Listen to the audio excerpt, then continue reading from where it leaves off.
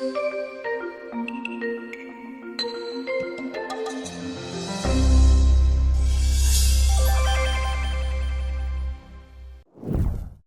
afternoon, everyone.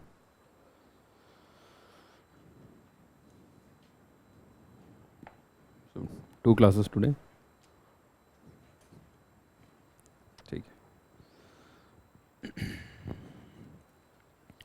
So have you guys revised the last class? So, yeah, कोई doubts है?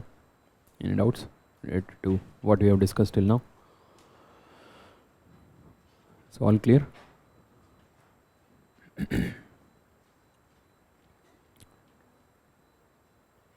हाँ, वो clear करना था, चलो बता रहा, वो एक्चुअली कुछ एक्स्ट्रा है, मटेरियल में ऐड कर देना, यही था ना,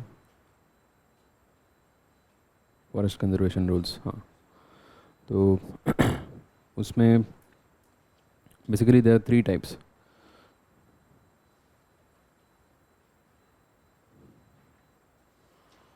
So for clearing the projects which are 5 to 40 hectares, 40 to 100 hectares and more than 100 hectares, the time period is 60 days in case of mining, 75 in case of, 60 days in case of non-mining, 75 days in case of mining. ठीक है? Here it is 75 in case of mining, 90 in case of, 75 in case of non-mining, 90 in case of mining.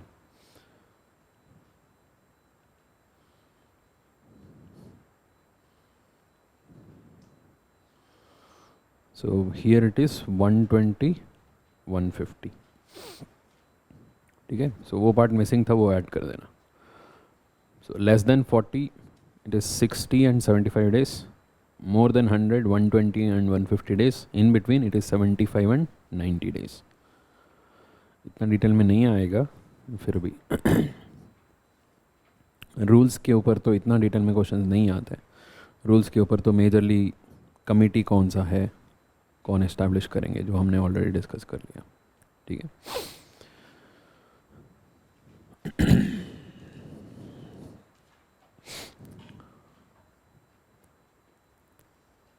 ठीक है, सो थोड़ा सा fast करते हैं. Fine. So we have one more class this week. We got the time table, है ना? Sunday है, so let's see, should be able to finish. If not, we'll take one more in the next week. So the next topic is new Ramsar sites.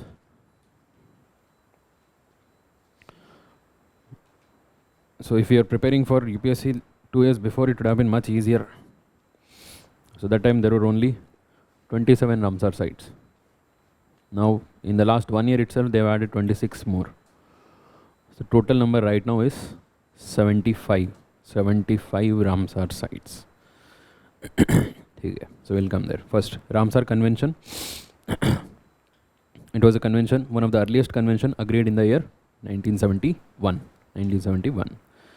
So it is an intergovernmental treaty. That means it is between the different governments only. The objective is to provide a framework, है ना, for basically conservation and wise use of wetlands.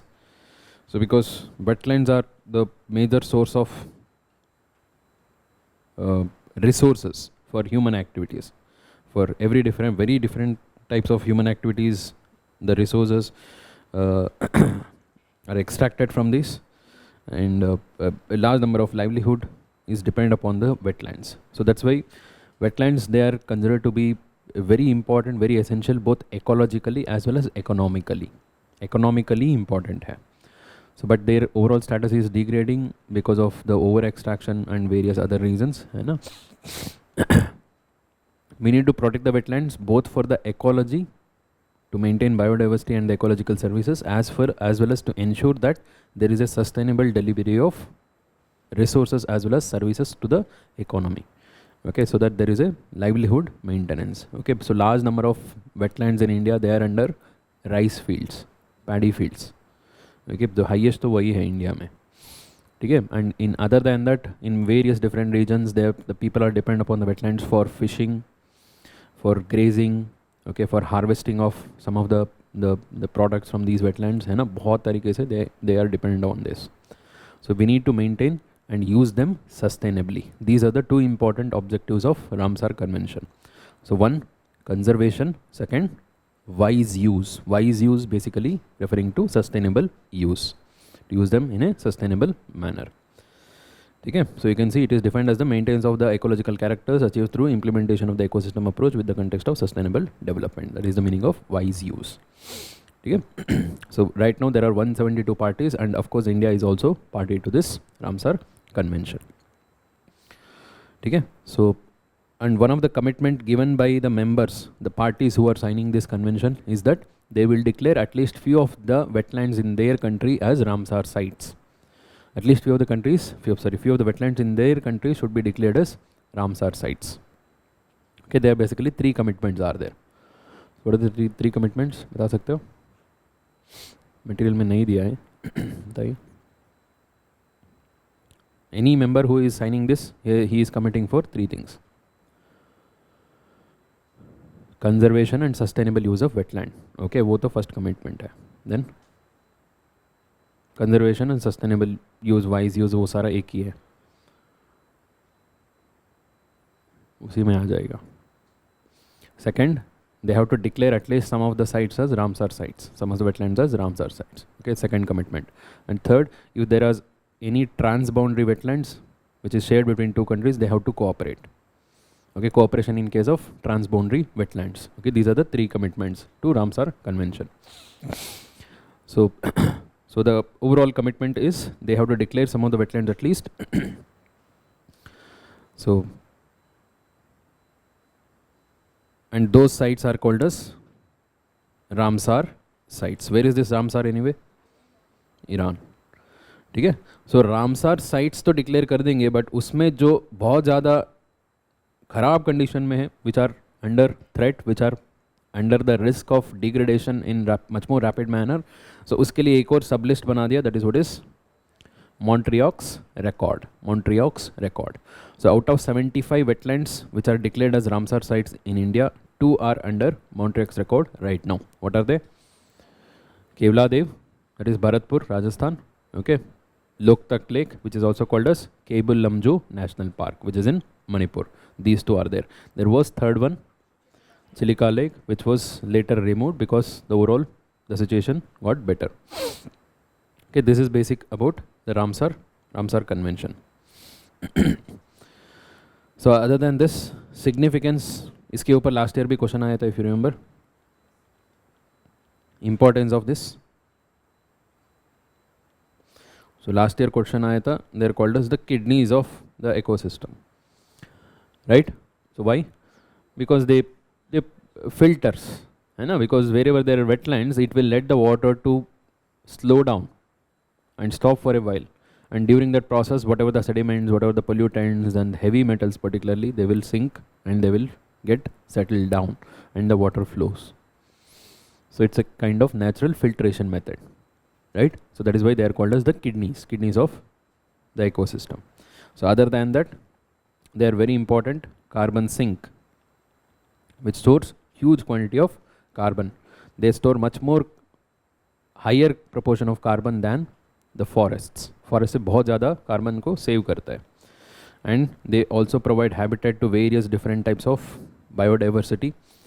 And they are also called as the nature's shock observers. Nature's shock observers. What is the meaning of this? Yes, in the context of disasters. Any kind of hazard, any kind of disasters related to water particularly.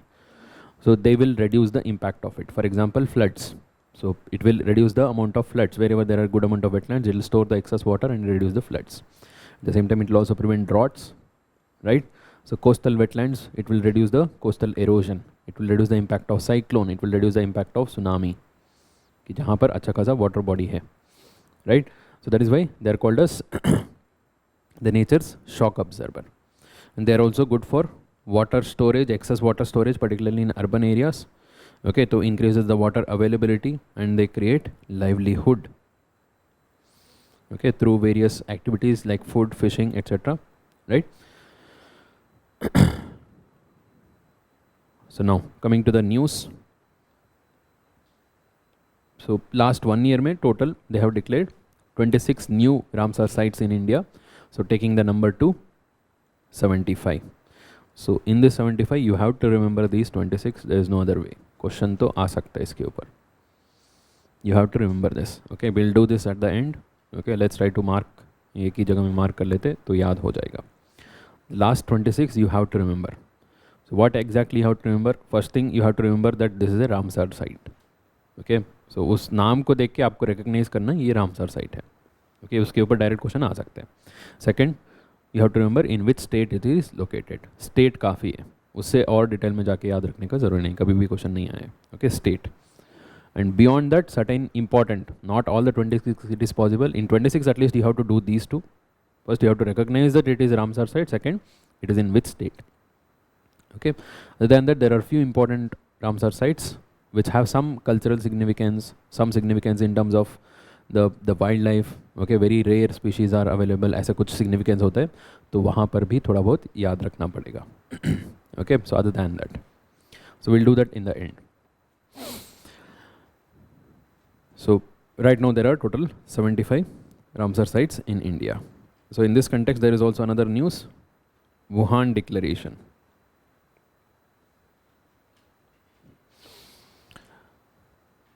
Wuhan Declaration. मिला वो box item में दिया है. So what is this Wuhan Declaration? Basically Ramsar convention का भी अपना COP चलता है ना, जो meeting which happens once in a year, twice a year, like that. So the convention to the Ramsar Convention, sorry, the Conference of Parties, COP to Ramsar Convention, which was the latest one, that is COP 14. It was held in, कहाँ पर था? Geneva. Okay, it was held in Geneva in November 2022. It was held in Geneva in November 2022. It was originally supposed to have held in 2021 in China. China में होना था. So China में Covid का ख़त्म ही नहीं हुआ था, तो इसलिए वो लोग किया है नहीं. तो फिर उसको पोस्टपोन करके finally they did it in Geneva under the overall leadership of China itself. Okay, China के अंदर ही किया था. That is why they have this Wuhan Declaration. है ना? So what is this Wuhan Declaration? So basically they made a declaration about the wetlands. पूरा ऐसे एक बार बताया कि क्या क्या करना है, जो already इसके अंदर ही है वही दोबारा बताया बस. Okay, you can see halt and reverse the wetland loss globally, and to conserve, restore and manage and sustainably use the wetlands worldwide. ऐसे एक general declaration किया है. So other than this, few other things which they have spoken for the first time. मतलब usually Ramsar Convention में ये सब बातें नहीं होता है, Wuhan Declaration में जो बातें हुआ है. Okay, one thing you can see, to incorporate wetlands into national actions to contribute to domestic legislations. Okay, वो जो second point है वो important है. तो अभी तक तो ये directly mention नहीं हुआ था. Ramsar Convention में बोला है कि you have to use it sustainably, you have to conserve it, right? So this time they're in through Wuhan Declaration they are saying that in the national programs or national plan or policies you have to incorporate specifically about the wetlands. Okay, so then you will be able to better conserve it, and they are also talking about the partnership with the civil society stakeholders and the private sector so that we can better conserve. ठीक है, इसके ऊपर simple question आ सकते हैं. Wuhan declaration related to wetland, so it is about what? Involvement of the private sector भी हो सकता है और the national level actions to be taken to conserve the wetlands. इसमें एक और इंटरेस्टिंग बातें बोला है कि जो भी रामसर साइट्स हमने लिस्ट किया है ना, so we have given the list of this Ramsar sites and those Ramsar sites are usually they contain the information about the wetlands, है ना. If you go to Ramsar website, वहाँ पर तो सारा मिलता है. You can just search any of this Ramsar site in the Ramsar website, you will find the information. And in this one of the report said that जो भी information इसमें listed है बहुत सारा आउटडेटेड है. The more than 75% is totally outdated, and it is the responsibility of the member states to update this information. है ना, बोला है कि प्लीज़ अपडेट करो एटलीस्ट 1 in 6 year अपडेट करना था, तो बहुत लोगों ने नहीं किया है। So, बस वही बातें हुआ है वुहान डिक्लेरेशन में।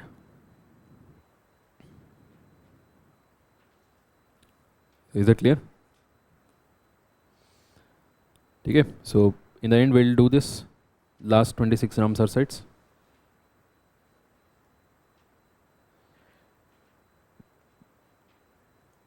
So other than that, few other Ramsar sites in news. I'll tell you just about the news. Location तो overall आपको पता ही है। So Chilika Lake. Where is Chilika Lake? So this is Chilika Lake. Okay, Mahanadi delta उसके just नीचे है यहाँ पर, right? So Chilika Lake. Chilika Lake is the largest lake of India. It is the largest lake of India. It is the largest lake of Asia.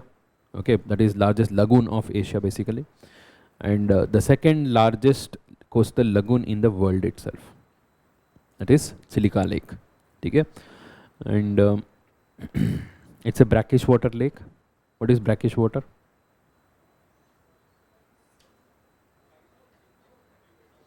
The salinity is between 5 to 35. Less than 5 fresh water, more than 35 it is saline water, in between it is brackish water. Okay. And yeah, so that is about Chilika Lake. So Chilika Lake is known for most famous Irrawaddy dolphin. Okay, Irrawaddy dolphin के लिए famous है, and its status is endangered. Irrawaddy dolphin is endangered. So recent report बोला है कि Irrawaddy dolphin, their numbers are decreasing in this Chilika Lake. Okay, because of the various reasons, overall pollution होगा, habitat destruction होगा, so whatever the reason, so इसलिए बस news में आया है. Okay, their numbers have decreasing. Other than Chilika Lake, few other important locations where Irrawaddy dolphins are found. Of course, Irrawaddy में तो होना ही चाहिए. Irrawaddy कहाँ पर है? Myanmar. Okay, so Irrawaddy is a main river in Myanmar. Other than that, it is also found in Mekong River. Mekong तो सुना होगा. चाइना से आता है, लाओस, कंबोडिया, वियतनाम, है ना, उसके थ्रू पास होता है. That is what is Mekong. Mekong Ganga cooperation, MCG सुना है? जीसी. ठीक है. So that is about Chilika lake. Next Sundarbans wetlands, यही ऊपर है, देखो, दिस इज सुंदरबंस वेटलैंड्स.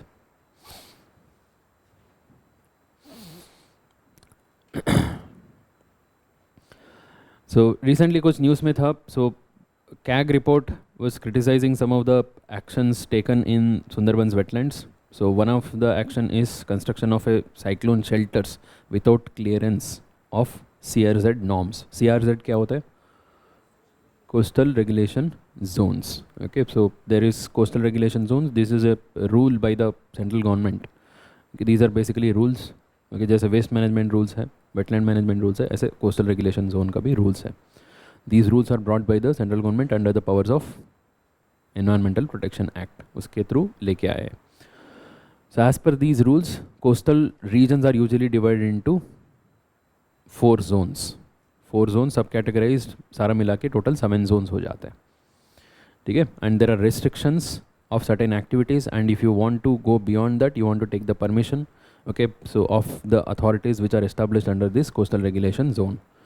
ठीक है. सो रिसेंटली बोला है कि West Bengal government has constructed some cyclone shelters without the clearance of this CRZ norms in this Sundarbans wetlands. Okay, तो इसीलिए है. And they are also saying that there is a delay in the coastal zone management plan बनाने में delay है. सो बस इसलिए news में है. ठीक है. So other then that, Sundarbans का इंपॉर्टेंस क्या है? It is the largest mangroves in the world, largest delta in the world, है ना. So entire Sundarbans, including India and Bangladesh, right? And most importantly, the tigers of Sundarbans. Okay, they are specialized in hunting while swimming. Okay, they are the only tigers in the world which are capable of swimming and hunting. So usually दोनों साथ में नहीं करता है. Okay, so it is land-based animal totally. So it hunts on the land only. It will not hunt in the water. If it is in the water, that means usually it will not hunt. But here, the Sundarbans tiger, they are capable of swimming and hunting. ठीक है. So वो इसलिए famous है. Other than that, they also find Irrawaddy dolphin here. Sundarbans में भी मिलता है. So कम है, but मिलता है. and most importantly there is this fishing cat. सुना है fishing cat? Okay, fishing cat is the state animal of West Bengal. Okay, fishing cat, I think its status is endangered. Endangered है. Vulnerable. Okay, check करना एक बार. So that is about Sundarbans wetland. फिर CAG report इसका भी criticise किया है, east Kolkata wetlands को भी. सो वो भी यहीं पे है, देखो यहाँ पर है ना, this is east Kolkata wetlands. So it's just on the outskirts of Kolkata. So this is also Ramsar site. So this is a very one of the best example how a wetland can be used to manage the wastewaters of a city. Okay, that is what is East Kolkata wetlands. The wastewater which is coming from the city of Kolkata is rejuvenated, they are filtered and properly managed in such a manner that so it reduces the overall waste production. In fact, after the filtration, after the processing, they also use the water for growing vegetables, rice and even fishing. One of the best example in the world where a wetland can be sustainably used to manage the waste waters of a city. That is East Kolkata wetlands. So recently iska bhi thoda bahut question uthaya ki so there is not much of effective plan by this wetland management authority. Okay, East Kolkata wetland management authority. So bas yahi news mein de. Loktak Lake is also in news. Where is Loktak Lake? Manipur.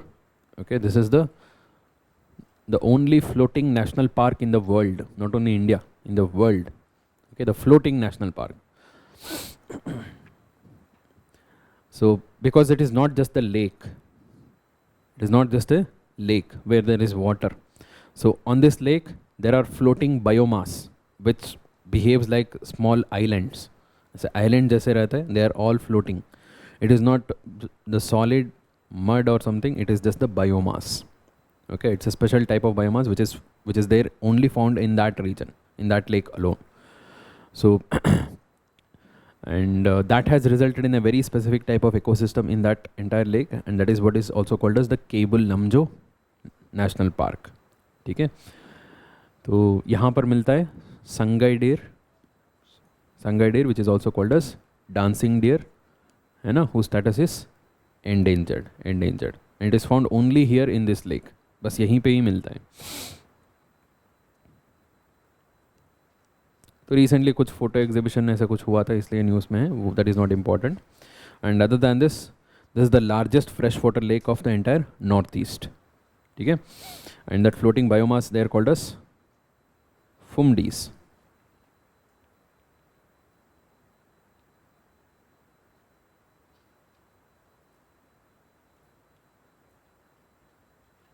बोलते phumdis.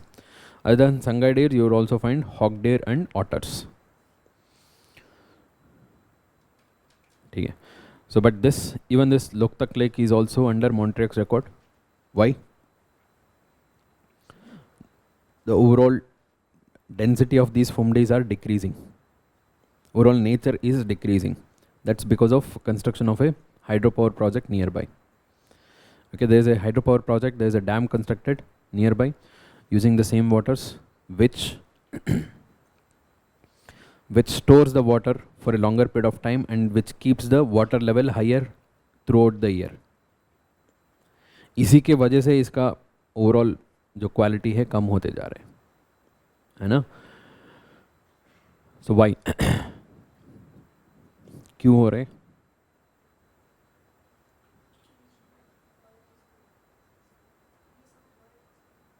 Yes, so it is very important that these fumdies should sink down to the bottom level for some period of time to absorb enough nutrients.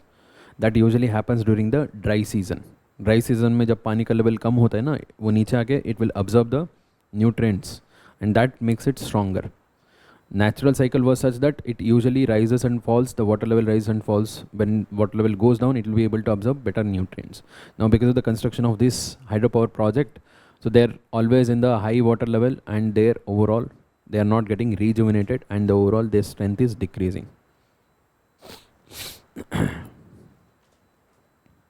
ठीक है. So next, island protection zone.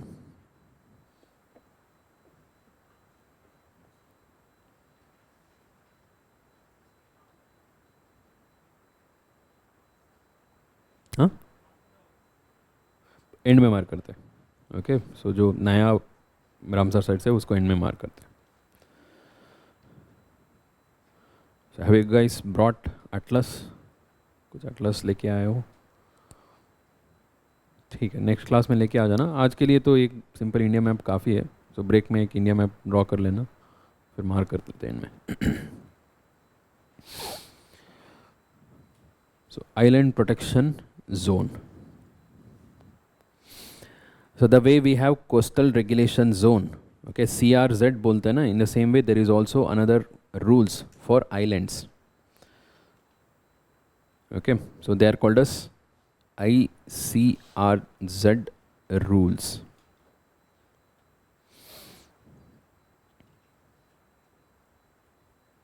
Okay, ICRZ rules is Island Coastal Regulation Zone rules. The latest rules were brought in 2019. So usually these are the rules applying to particularly islands. Okay, India में major group of islands, Andaman Nicobar group of islands and Lakshadweep group of islands. So there it demarcates certain zones within the island region. ठीक है, so वहाँ पर भी zone 1, zone 2, zone 3 ऐसे multiple zones है. And there if most of the activities in zone 1 and zone 2 are limited and restricted, and zone 3 में regulated होता है, usually regulated होता है, and many of these polluting activities are not allowed. Okay, so that is how they are defined. And there are two grouping of islands. Particularly for Andaman Nicobar, these rules, the latest rules has divided the entire islands into two groups, group 1 and group 2. Group 1 are basically bigger islands. Okay, bigger islands whose size is more than 1000 square kilometer, and group 2 is smaller islands between 100 to 1000 square kilometers. इनको इसलिए divide करके रखा है कि they use different rules for demarcating the zones.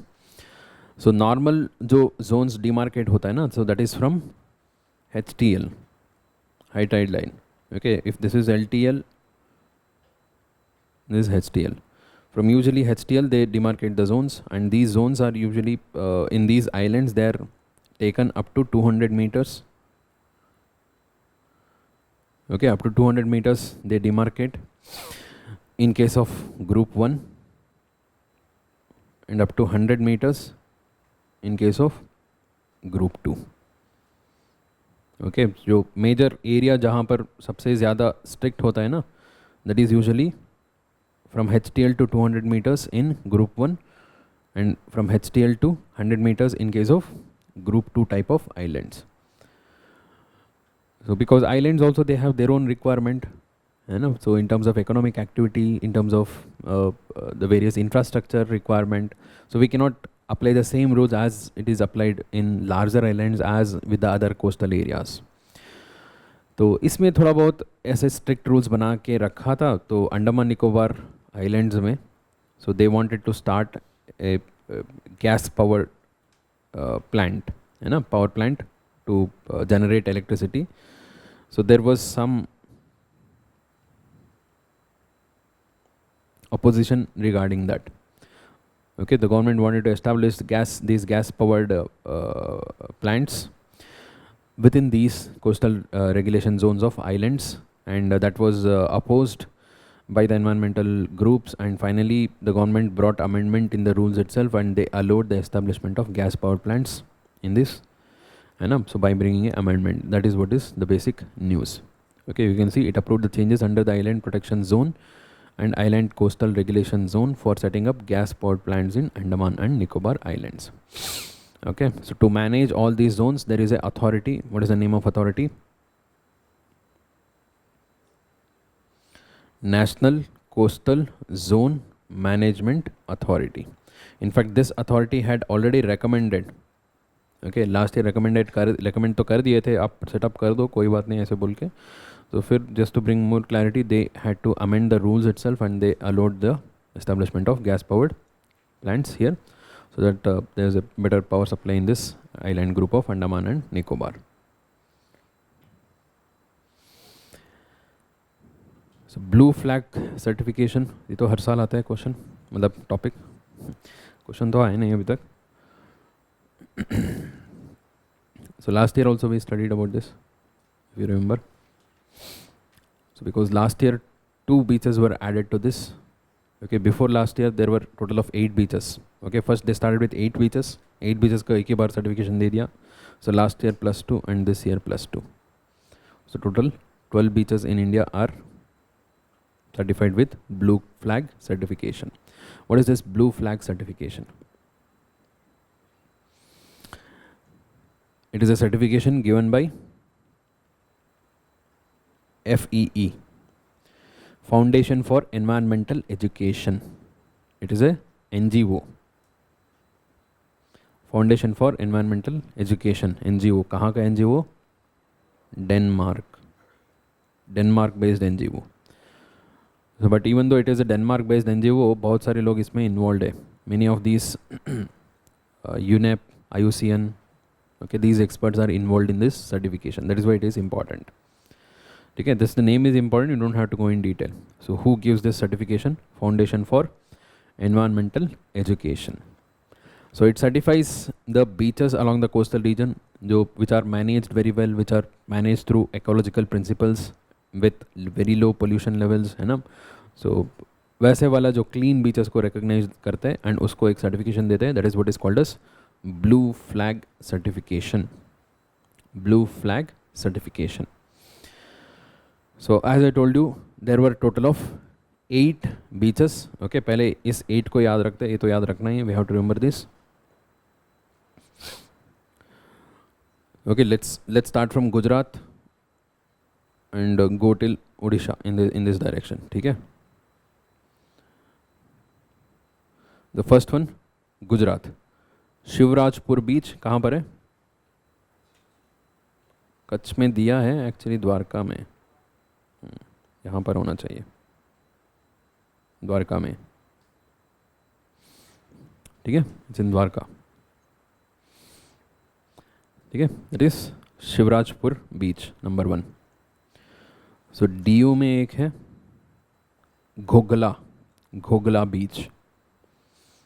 Number 1 Gujarat, number 2 Diu Ghogla beach.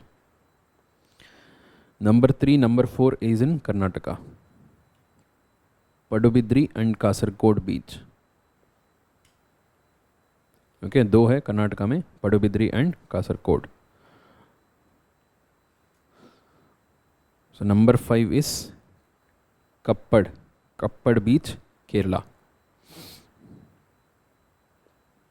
Okay, first let's remember these 8. First जो पहले declare हुआ था 8. Number 5 is Kappad beach, Kerala. Number 6 is Rishikonda Beach, Andhra Pradesh. Number 6, Rishikonda Beach, Andhra Pradesh. Number 7, Golden Beach, Odisha. ये तो बहुत famous है, golden beach सुना है. So it's near Puri, I guess, Puri के पास में golden beach, Odisha. Number 8, Radhanagar beach, Andaman Nicobar. Number 8, Radhanagar beach, Andaman Nicobar. ठीक है, पहले 8 था. Last year they declare 2 beaches in Tamil Nadu and Pondicherry. In Tamil Nadu Kovalam beach, number 9. In Pondicherry Eden beach. So these 2 are declared last year, मतलब 2021. ठीक है. And in 2022 they declared 2 more beaches in Lakshadweep. One is Tundi Beach and Kadmat Beach. Okay, this is 11 and 12.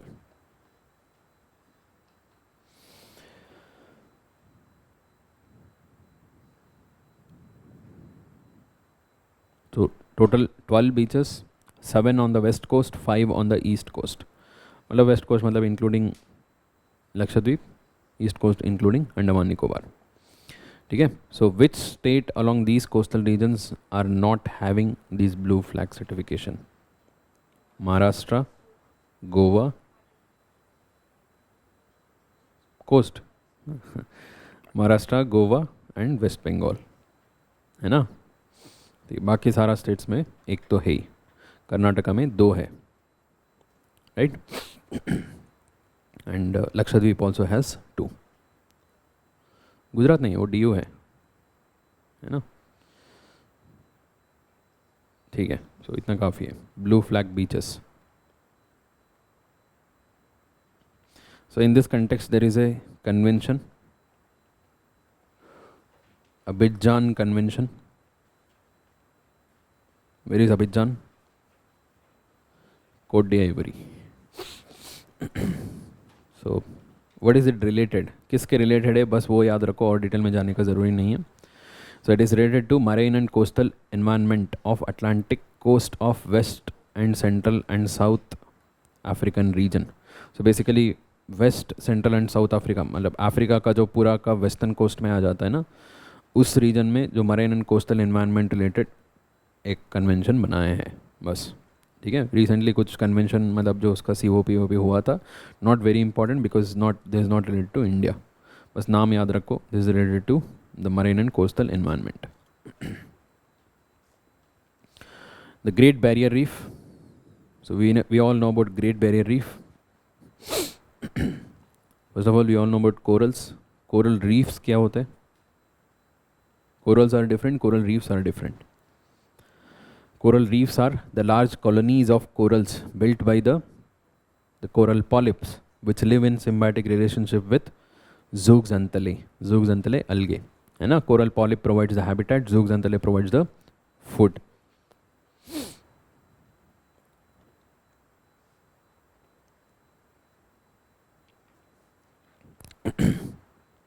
And they develop a very rich ecosystem in terms of rich diversity of life.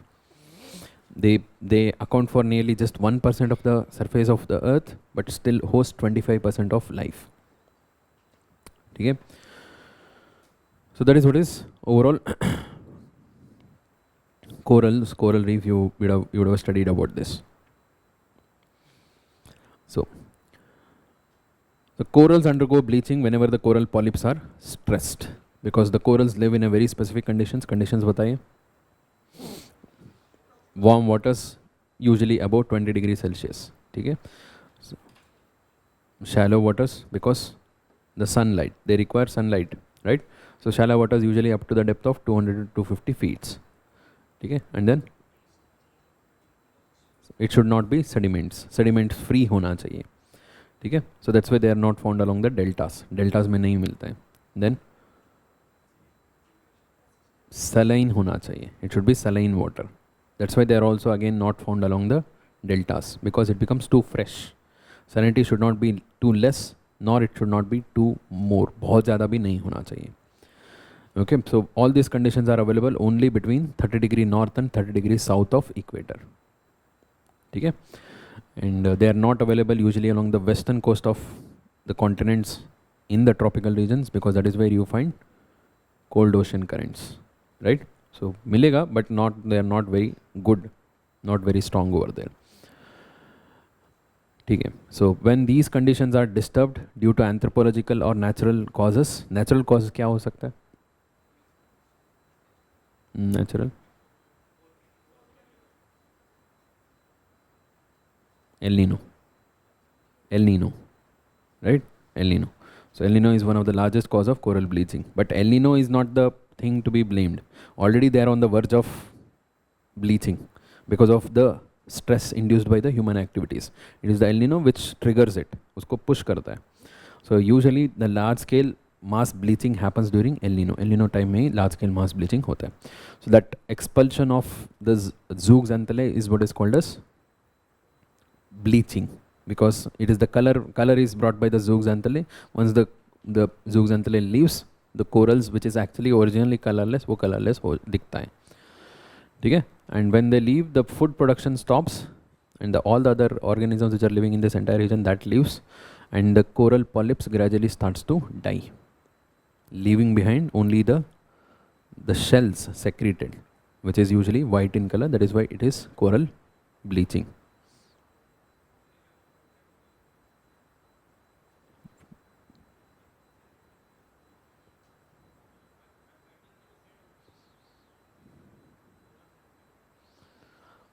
Not sure, may be. ठीक है. So that is what is coral bleaching. When, हाँ, जब ये condition disturb हो जाता है तब वो स्ट्रेस इंड्यूस्ड एक्सपल्शन होता है. Yes, yes, yes, will come there. ठीक है. What we are talking about coral reefs. The reef building corals are present only along the continental shelf. Okay, which builds large colonies. आगे कुछ topic है, बात करते हैं तब. सो सो कोरल ब्लीचिंग को स्टॉप करने के लिए there are many different methods. Artificially मतलब थोड़ा बहुत मदद करके. बेसिक कंडीशन है कि you have to stop this disturbance which is actually triggering the coral bleaching. Okay, either the warm water or acidification or pollution, है ना, लार्ज स्केल पोल्यूशन उसकी वजह से भी होता है. एंड मोस्ट इंपॉर्टेंटली जो बीचेस में सनस्क्रीन यूज़ करते हैं, बहुत सारा केमिकल्स यूज़ करते हैं ना, सो उसकी वजह से भी बहुत ज़्यादा ब्लीचिंग होता है. In fact many of the islands they have totally banned the use of sunscreens. ठीक है. We have to stop that first. Second, once the bleaching starts, it starts to trigger a chain reaction. ऐसे large scale में होने लगता है.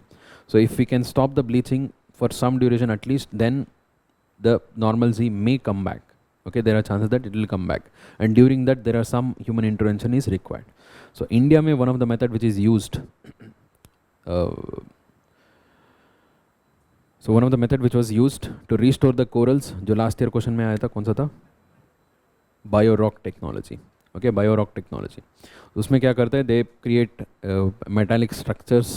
Okay, so and they pass a very light, मतलब बहुत light current को उसके थ्रू पास करते हैं, which will observe the calcium carbonate from the water, sea water से ऑब्जर्व करते हैं, and it will build them. उसके ऊपर कंटिन्यूसली डिपॉजिट होते जाता है, and that will help these coral polyps in building these coral reefs. ऐसे एक उसको सपोर्ट जैसे मैकेनिज्म होगा इनिशियली पुश करने में. So in the same way they also devised another method to save these coral reefs, which they tested in the Great Barrier Reef. Okay, Great Barrier Reef is the largest coral reef on the surface of Earth, and it is also the largest living structure on the surface of Earth right now. Okay, so there they tested this method, and the method is cryomesh. इसको बोलते हैं cryomesh method.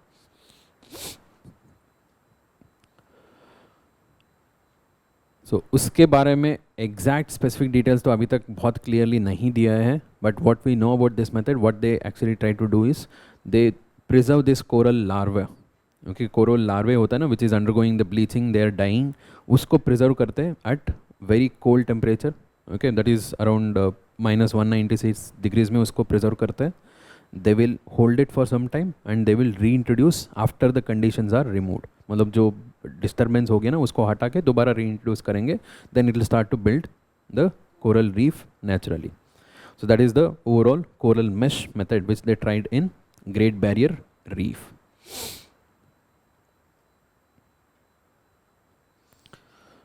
And one of the less known information about these corals, they are also under Schedule 1 of Wildlife Protection Act.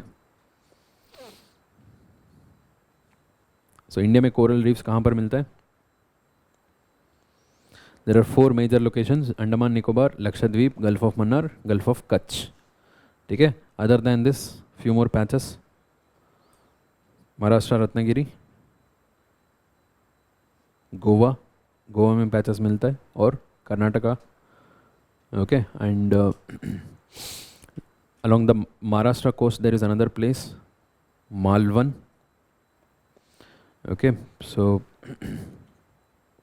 and along Karnataka coast there is Maharashtra coast में एक bank है, not along the coast, slightly away from the coast. Okay, along the continental shelf there is a bank called as Angria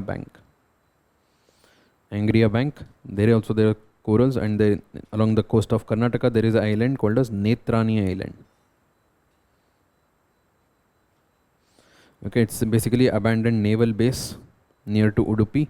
So there also there are a good number of coral reefs. Okay, Netrani Island. So these are some of the locations, and along the eastern coast of India the coral reefs are totally absent because of the high sediments and high fresh water. Okay, ठीक है. Spelling Netrani, Angria bank, Malvan, and दोनों Maharashtra coast है. ये तो coast का location है, this is of शोर. and this is Netrani Island, is an island along the Karnataka coast.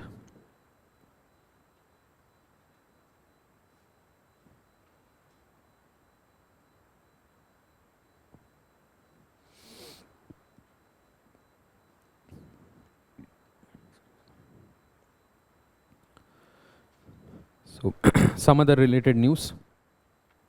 So one of the news related to this is Great Barrier Reef. So Great Barrier Reef, I have told you already, this entire region towards the northeastern part of Australia.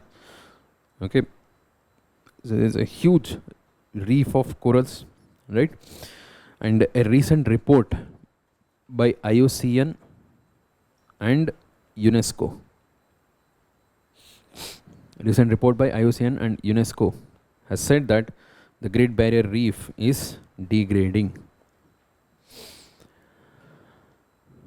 ठीक है, उसका condition बहुत deteriorate होते जा रहा है. And this great barrier reef is also UNESCO heritage site.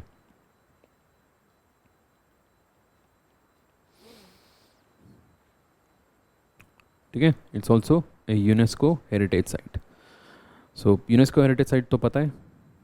So it's the list of important sites which are considered to be of the both natural as well as cultural value to the human beings, है ना.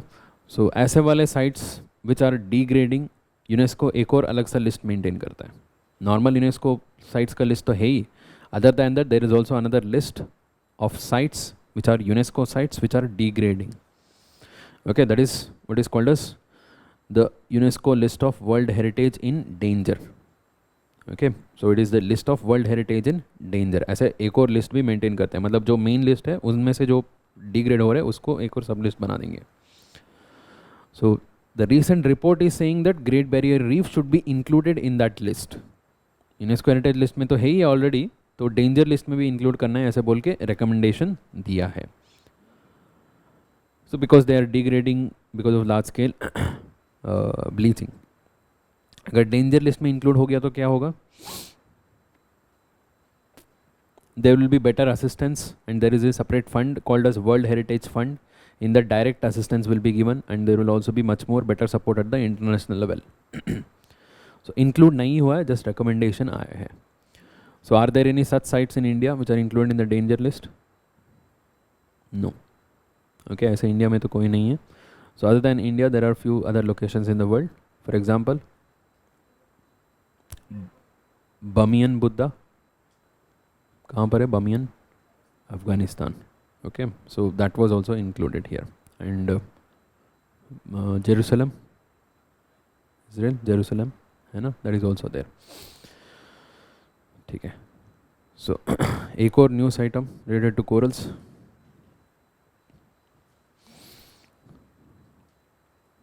एक्रोपोरा, acropora corals. Yes. Which one?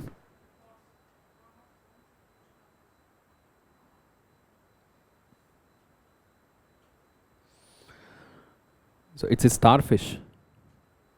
So what is the doubt? क्या करते हैं? अच्छा, starfish खाता है. ठीक है, तो एक्सटेंड तो देखते हैं, अगर न्यूज़ में आ गया तो ठीक है. अभी के लिए जो है वो कवर कर लेते हैं. Acropora corals. So it's a type of coral whose numbers are increasing recently, है ना. And they are mainly present in great barrier reef. So जिसके वजह से great barrier reef is showing a fast increase in the coral covers, and it is attributed to this particular coral species. Okay, it's a particular species. ठीक है, एक्रोपोरा corals कहाँ पर मिलते हैं? Great barrier reef में मिलते हैं, जिसकी वजह से बहुत ज़्यादा कोरल कवर इंक्रीज हुआ है. So it is said that the great barrier reef has seen highest coral reef coverage in the last 36 years. But this is not something to, मतलब ऐसे अच्छा न्यूज़ है, but at the same time it is also something to worry, because ये जो increase बहुत ज़्यादा हो रहा है ना, it is also set to be more susceptible to environmental pressures. जो राइजिंग टेम्परेचर, साइक्लोन, पोल्यूशन के कंटेक्स्ट में ना, ये बहुत ईजिली डिग्रेड हो जाता है, बहुत ईजिली ब्लीच हो जाता है. सो ठीक है, सो बस एक टर्म है, याद रखो, डायरेक्ट क्वेश्चन आ सकते हैं, ओके, ज़्यादा डिटेल में नहीं होगा. Second one is black corals.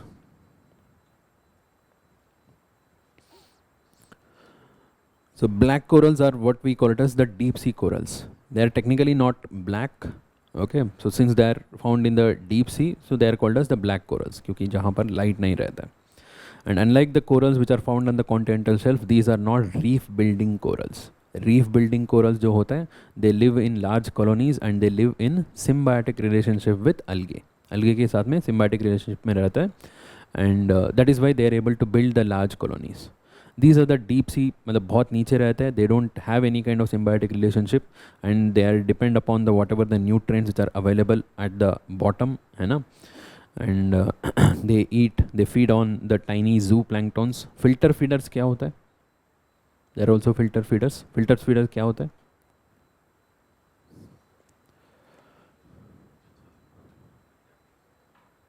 Yes, basically they feed by filtering the water.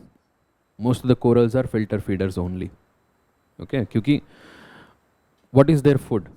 All these nutrients released by these the zooxanthellae, which is there, कहाँ पर है? पानी में रहता है. ऐसा नहीं कि उसको खिलाता है. The zooxanthellae will just release the nutrients into the water. The water is rich in nutrients. The corals will observe this. It will let the water to pass through it. Okay, it will let the water to pass through it and it will just absorb the nutrients and it will release the water.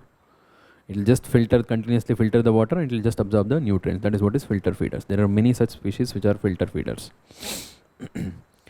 So that is how they are able to survive even at the deep sea levels. But they are not reef building corals. Reef building corals nahi hai. Reef building corals to surface mein hi rehta hai.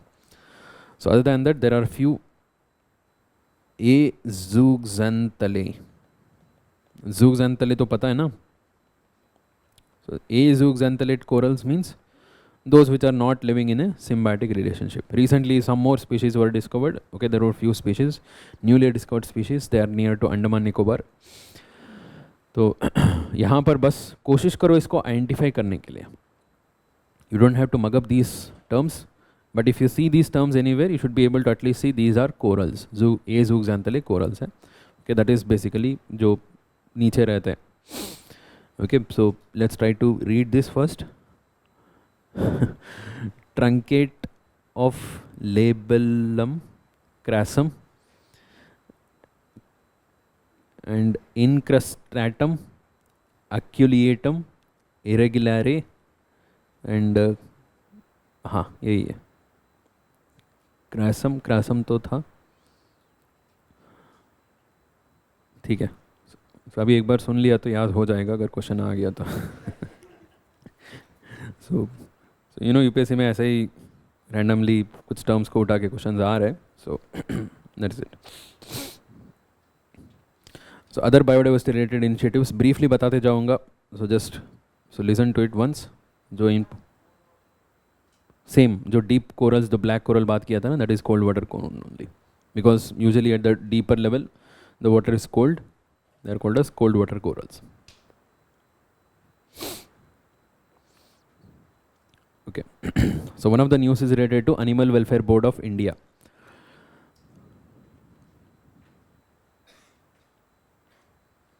So Animal Welfare Board of India, is it a statutory body? Yes. Under which act? Prevention of Cruelty to Animals Act of 1960. So we have an act to ensure that the animals are treated well, because we have the culture of treating all the animals, all the wildlife with without cruelty and treating them equal. So we have this culture in India for a long period of time. So we also passed this act, Prevention of Cruelty to Animals Act, and through that act they established a body which is called as Animal Welfare Board of India. So recently it issued some advisories regarding the stray dogs and pets, because बहुत सारा issues आ रहा था, there were many incidents. So in that case it has issued some advisory. Okay, बस वही news है, and it is a advisory body.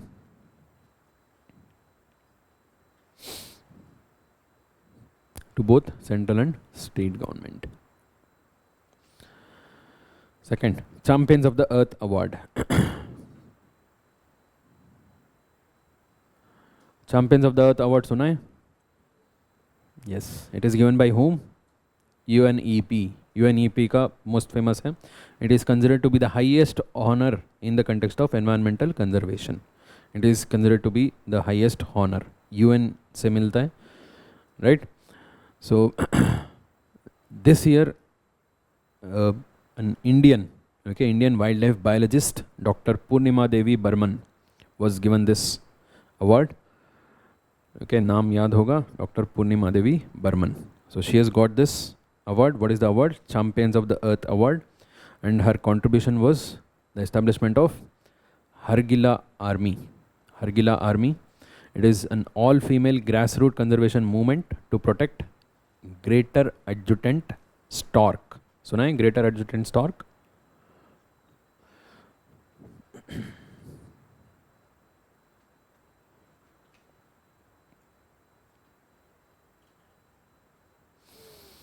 So stork is basically a bird.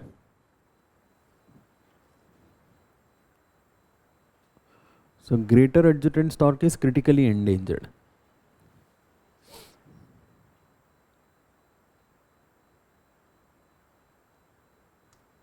It is found in the northeast region. So this is what is greater adjutant stork.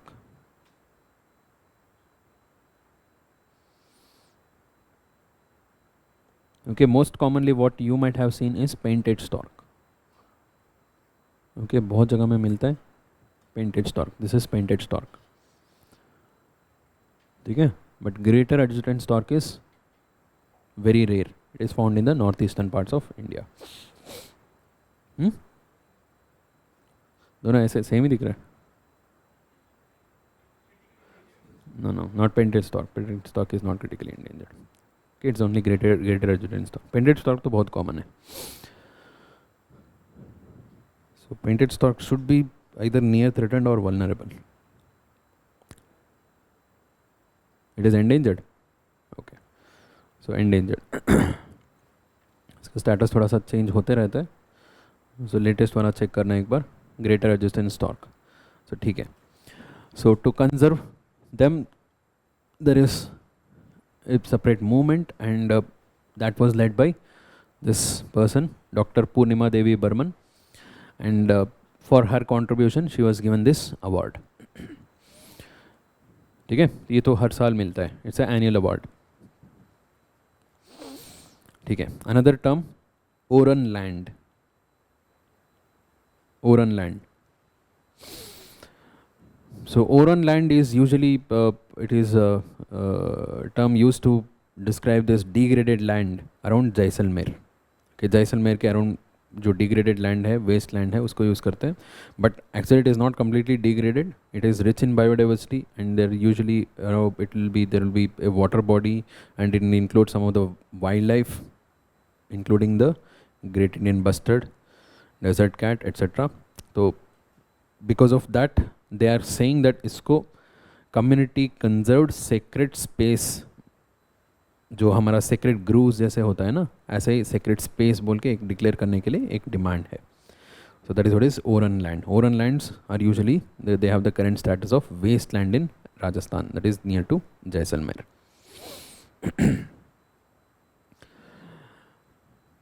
Then how do we pronounce this? Aceclophenac? Aceclophenac. Aceclophenac. Diclofenac सुना था?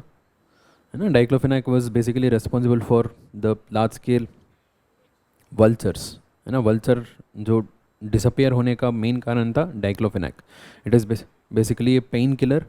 है ना? It's a painkiller used in cattle treatment, and they don't degrade easily in the bodies of these cattle. They accumulate continuously, and cattle के लिए ज़्यादा dangerous नहीं है, but when the vultures feed on the cattle, dead cattle, it will impact them very badly.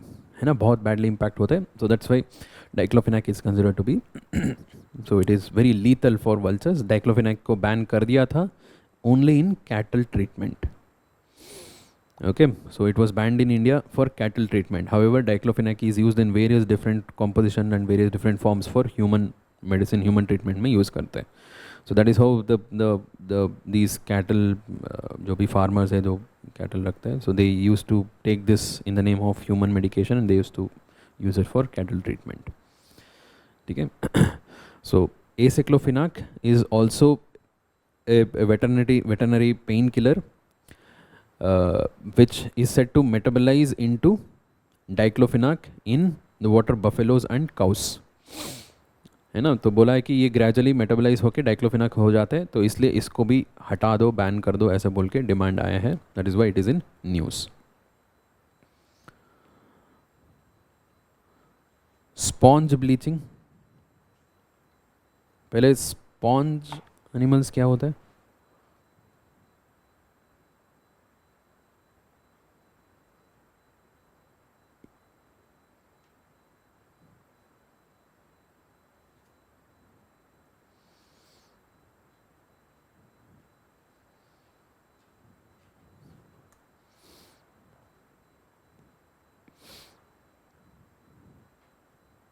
They are very similar to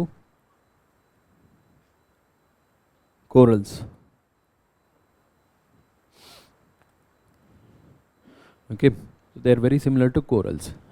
They also host a wide variety of life, and they also live in symbiotic relationship with diatoms. Okay, diatoms ke through they live in a symbiotic relationship. They are also found along the continental shelf. So this is how they are found. ऐसा लगता है they are the sponge. Okay. So recently in New Zealand, large scale bleaching event was observed in sponge. Okay. तो इसलिए news में था बस. There are many such regions where we find these sponge across the continental shelf in many different parts of the world. Yes, they are animals. Yes, they are stationary. They are also like the corals. They hold on to the land, they build colony, okay, and from there they absorb the nutrients in the water. So that is what is sponge beaches. Sorry, sponge bleaching. So next.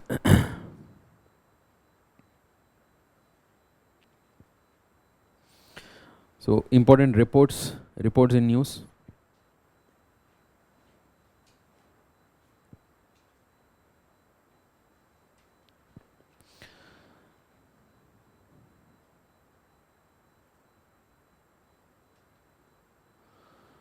So bird life International का एक report है, state of the world's birds.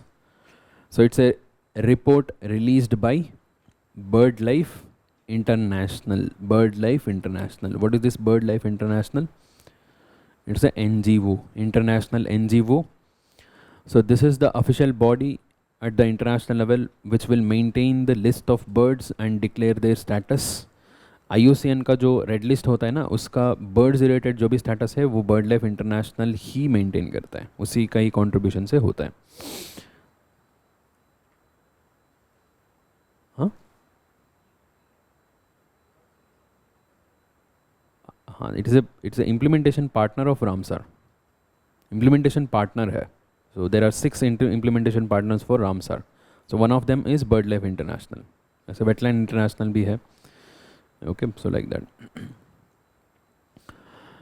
So इसका जो Indian partner है, मतलब इसका supporting agency है BNHS. Okay, Bombay natural history society. Bombay natural history society. So इसका रिपोर्ट है state of the world report. Direct question आ सकते हैं. State of the world report, sorry, state of the world's birds report recently seen in news is released by whom? Okay, bird life international. And as per the latest report, many of these birds are added to critically endangered list. Okay, so कौन कौन सा है India में, तो कुछ ज़्यादा नया add नहीं हुआ है. So you don't have to worry about these. Overall report का नाम और ऑर्गेनाइजेशन का नाम पता होना चाहिए. And you should remember that this is a non governmental organisation which is also non profit organisation भी बोलते हैं. And in this context they have given a list of important critically endangered birds in India. उस list को एक बार note करना, बाद में जाके just see there at least simple basic image तो एक बार देख लेना, सो स्टेटस याद हो जाएगा. So Himalayan quail, great Indian bustard, Bengal florican, और तीसरा बस्टर्ड कौन सा? लेसर फ्लोरिकन, वो भी क्रिटिकली एंडेंजर्ड है. Sociable lapwing, Jerdon courser, white bellied heron and 4 different vultures. Okay, 4 vulture है. इंडिया में कितने वल्चर्स मिलता है? 9. 9 different vultures are found in India. In that 4 are critically endangered. ठीक है, क्रिटिकली एंडेंजर्ड तो याद रखना है आपको. Red headed vulture, red headed vulture तो it is most common actually, मतलब it is not very common but देखा होगा, लोगों ने रिकग्नाइज करता है, उसका हेड रेड रहता है. It is red headed. It is also called as the king vulture.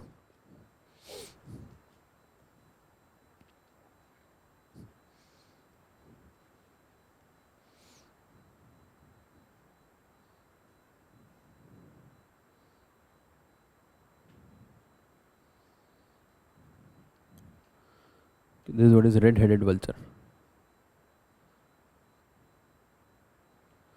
It is critically endangered. And white-rumped vulture.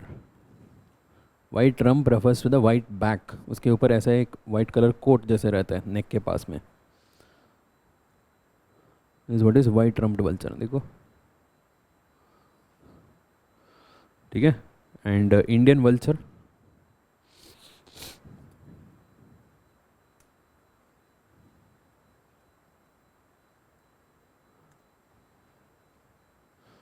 Indian vulture is also called as long-billed vulture. Okay, इसको बोलते हैं long-billed vulture.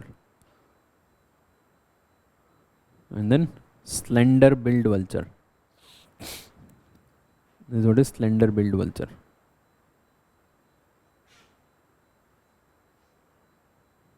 ठीक है. So 4 important, 4 तो याद रखना ही पड़ेगा आपको. ठीक है. एंड यूपीएससी में बर्ड लाइफ इंटरनेशनल के ऊपर ऑलरेडी क्वेश्चन आ चुका है. So it was in 2015 this question was asked. Yes yes of course, eagle is different, vulture is different, hawk is different. उसमें बहुत सारा वेराइटी है. ईगल तो कॉमनली मिलता है, अर्बन एरियाज में मिलता है ना. So vultures are very rare. So what do we call vultures? Which group of the animals? Scavengers. Scavengers. They feed on the dead animals. Okay, so what is the answer for this? It's a global partnership of conservation organizations. Concept of biodiversity hotspot originated from this. ऐसा है क्या? So who gives this biodiversity hotspots? Conservation International. Right, and it identifies the spots known as important bird and biodiversity areas. Yes, so answer is 1 and 3 only. ठीक है. And few important reports and indices. हाँ, वही बात कर रहे थे ना. तो state of the world's birds हो गया, and state of the world's forest report. It is released by FAO, Food and Agriculture Organization. Okay, so exact finding याद रखने का ज़रूरी नहीं है, बट फिर भी एक दो इंटरेस्टिंग चीज़ें बताता हूँ. देखो, so more than half of world's forest are present only in the 5 countries. 54% of the world's forest are present in the 5 countries. So what are they? Of course Russia तो होना चाहिए. The largest stretch of this boreal forest, coniferous forest is present in Russia. ठीक है, and then Canada and then Alaska. These 3 regions account for a very large stretch of the world's forest. Nearly 1/3 of the natural vegetation is in this region only. Coniferous forest is accounting for 1/3 of the natural vegetation on the earth. Okay, 3 तो होना चाहिए, Russia, USA and Canada. In addition to that, Brazil and China. And another interesting fact, the rate of deforestation is declining. मतलब अभी तक जो जिस rate में deforestation हुआ था ना, वो रेट कम हुआ है. मतलब डिफॉरेस्टेशन कम नहीं हुआ है, थोड़ा सा रेट कम हुआ है बस. सो next one, the report is not important, but the organization is important. Intergovernmental Science Policy Platform on Biodiversity and Ecosystem Services, IPBES. Okay, so ऐसे कुछ questions भी आ रहे हैं, okay, UPSC में, just be prepared. So you don't have to mug up the entire organization, but at least remember this, recognize this, the term Intergovernmental Science Policy Platform on Biodiversity and Ecosystem Services. The first thing, it is an intergovernmental body. That means only between the national governments. There are 139 members. No need to remember 139, but you have to remember that India is a member to this. Okay, India member hai, and it's overall, it's a body which is working towards conservation and sustainable use of biodiversity, and it comes under the UNEP. Matlab UNEP provides secretariat services. That is why this is important. Okay, UNEP looks after this implementation. State of the mangroves. It is an annual report released by global Mangrove Alliance. Global Mangrove alliance. एक और mangrove related हमने पढ़ा था, कहाँ पर पढ़ा था? Yes, very good. Mangrove alliance कहाँ पर था? शर्मल शेख COP में एस्टैब्लिश हुआ था under the leadership of Egypt. ठीक है, so was India member of that? Yes. So Global Mangrove Alliance was launched in 2018. 2018 में launch हुआ था at the World Ocean Summit, and it was established by Conservation International, IUCN and WWF. Okay, 3 major bodies. So Global Mangrove Alliance.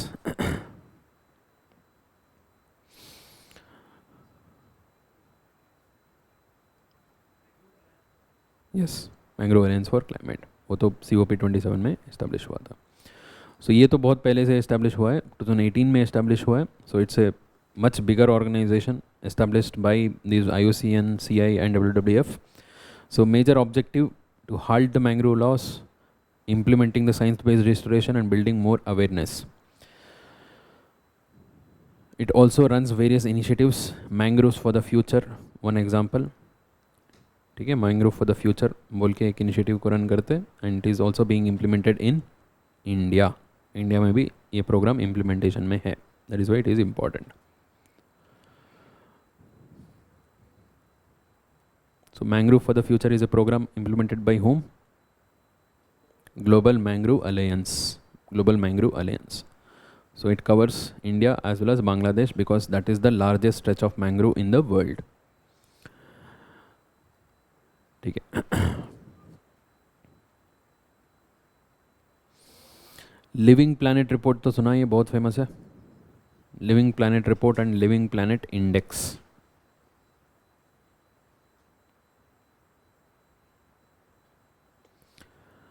So basically it's a report released by WWF, World Wide Fund for nature.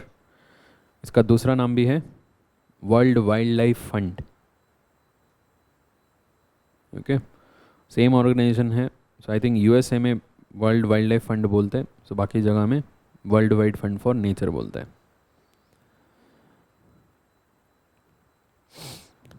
It's a NGO, and this NGO releases this report once in 2 years. Once in 2 years. So it basically indicates how the different species on the surface of Earth are responding to different types of pressure. The environmental pressure, the biodiversity loss and climate change. Okay, including pollution से लेके habitat destruction, सब कुछ कैसे tolerate कर रहे हैं, तो उसको एक रिपोर्ट बना के दिया है बस. So these are the important ones. So that covers the unit of biodiversity. So इसमें 3 चीज़ें रह गया है. एक है important national parks और sanctuaries, दूसरा है कि important species, तीसरा है Ramsar sites. Okay, so don't worry, we'll cover before we complete the classes.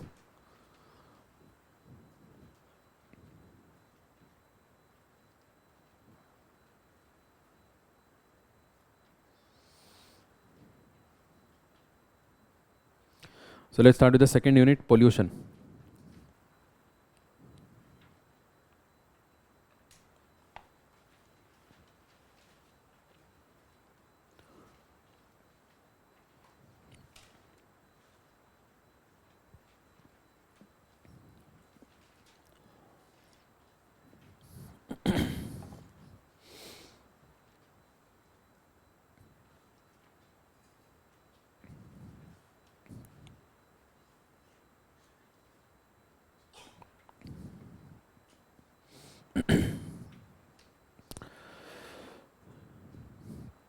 First one, new targets for National Clean Air Program, NCAP. NCAP is one of the very favorite topic for UPSC. 2 बार UPSC mains में question आ चुका है इसके ऊपर, ठीक है.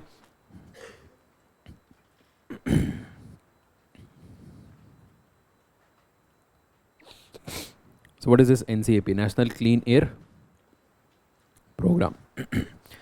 It was started in the year 2019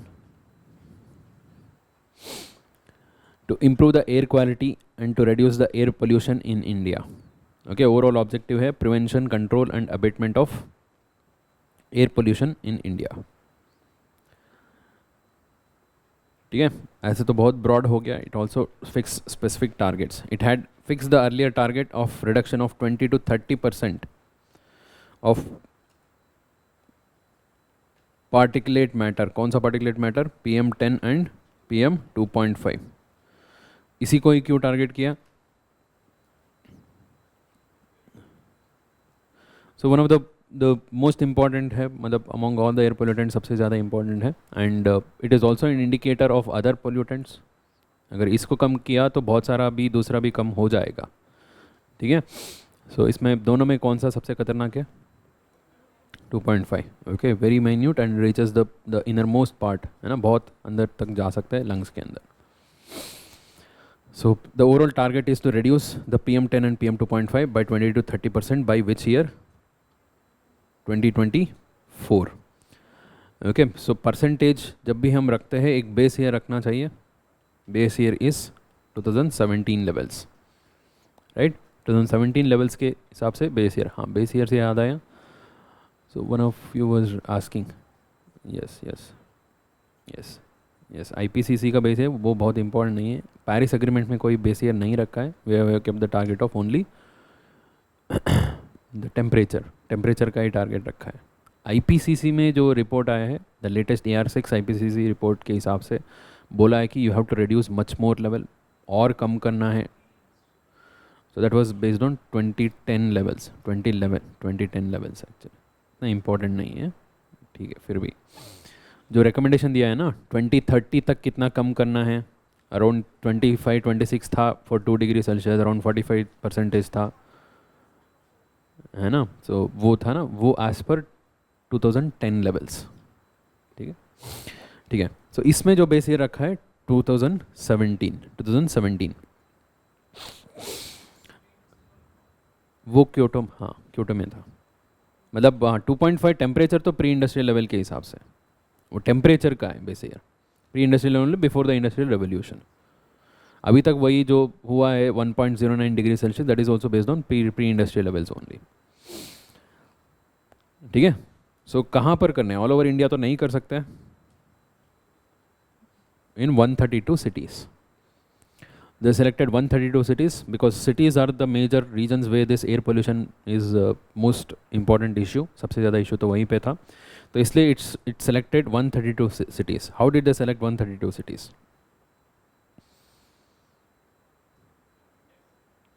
Based on National Air Quality Index. नहीं, National Air Quality Index.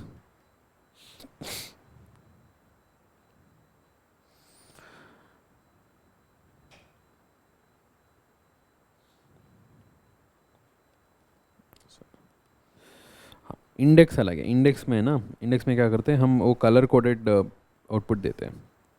So that is not there everywhere, हर जगह में नहीं है. But national ambient air quality standards is different. I clarify this difference between these two. दोनों के बीच में जो डिफरेंस है आगे बात करते हैं इसके बारे में. So national ambient air quality standards are basically the standards prescribed by CPCB. Air pollutants किस लेवल पे होना चाहिए ऐसे बोल के एक स्टैंडर्ड प्रिस्क्राइब किया है. Okay, it is the maximum level of pollutants which is allowed, and beyond which if it crosses it is considered to be polluted air, it is considered to be hazardous. Okay, so like that it prescribes the standards for a total of how many, 12, yes, 12 pollutants for ambient air quality standards. national air quality index के लिए 8 है.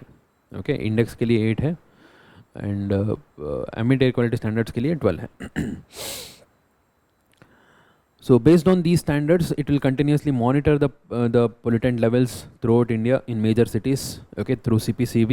And in the last 5 years before this program started, जो last 5 years में जो consecutively bad performers थे, तो उनको पकड़ लिया, so उनको select किया. In addition to that, so there are also few cities recommended by the 15th Finance Commission, है ना, तो उनको भी इसमें इंक्लूड कर दिया. Total of 132 cities were selected. ठीक है, this what is national clean air programme. Clear है, बहुत इंपॉर्टेंट है. It was started in the year 2019. The initial target was to reduce by 20 to 30% of PM10 PM2.5 by which year, 2024 as per the 2017 base year. And total of 132 cities were selected based on the national ambient air quality standards, okay, based on their performance in the national ambient air quality standards, and also as per the recommendation of 15th Finance Commission. ठीक है, so ये original था. so अभी news में क्यों आए, this target has been upgraded. so basically year को upgrade किया है, 2024 से 2026 कर दिया, बेसिकली डिले किया है, एंड उसको अकोमोडेट करने के लिए टारगेट को भी अपग्रेड कर दिया है. बोला है कि 40% अचीव कर देंगे, दो और साल टाइम दे दो हमें, है ना. so the overall target has been increased and the deadline was also increased. so that is to reduce the PM10 PM2.5 levels by 40% by the year 2026. so this target has been recently announced, so that is why it is in news. so how has this NCAP performed till now, अभी तक कैसे perform किया है. so in around 95 cities the overall PM10 concentration has decreased, okay, as compared to 2017. मतलब exactly कितना decrease हुआ है ये तो नहीं बताया, बोला कि improve हुआ है.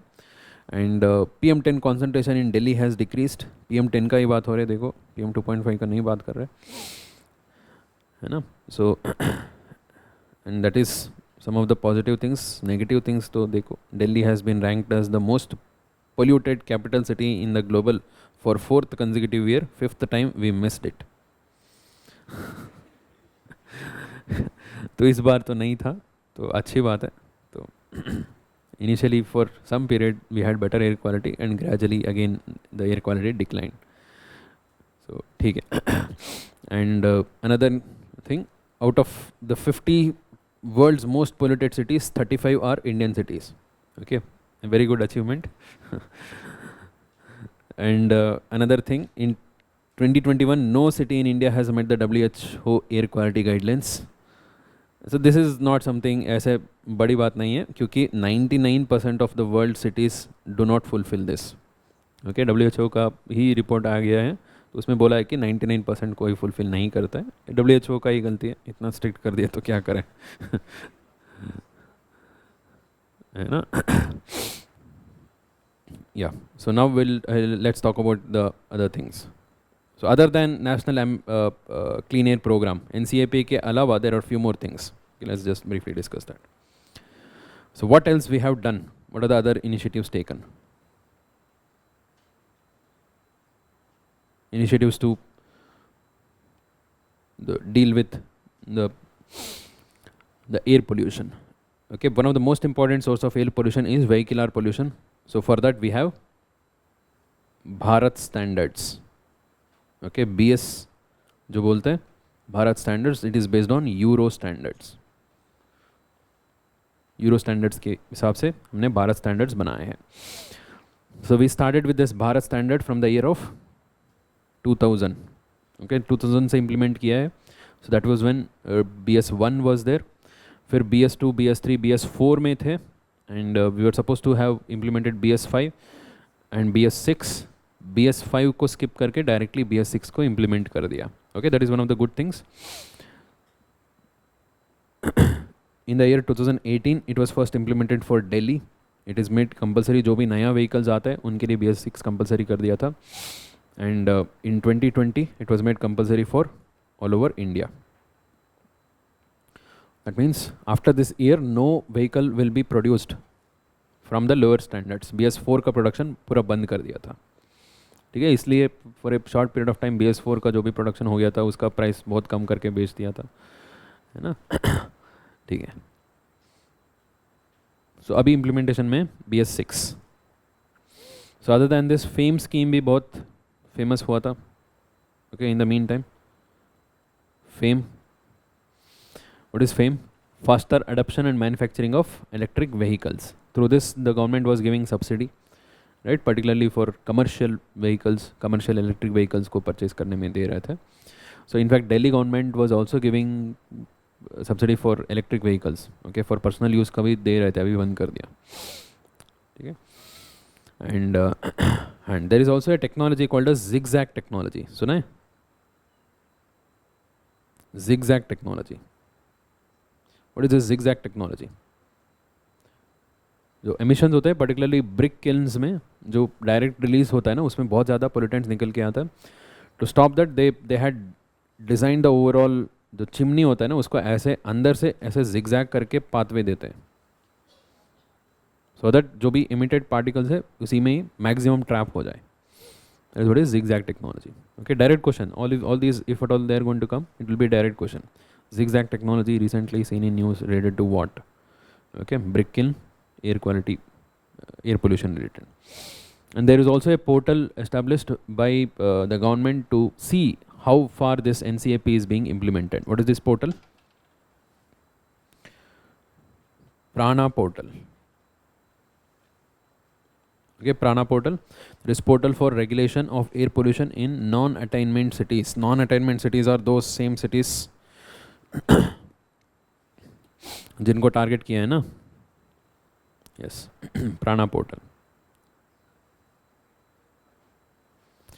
सो ब्रिक किल्न्स का जो चिमनी रहता है ना, let's say this is the chimney of the brick kilns जो बहुत बड़ा सा रहता है, सो जिसके थ्रू बहुत धुआं आता है ना. सो because they use all this would, charcoal and all this. So rather than directly releasing this, so the passage through which the smoke is coming out, it has been made in a zigzag pathway. It is not directly open. So the smoke will escape through this. इसके अंदर से ऐसे zigzag pathway में आएगा. And during that maximum particulate matter will get settled there only. When it hits the wall, it will get settled there only, right?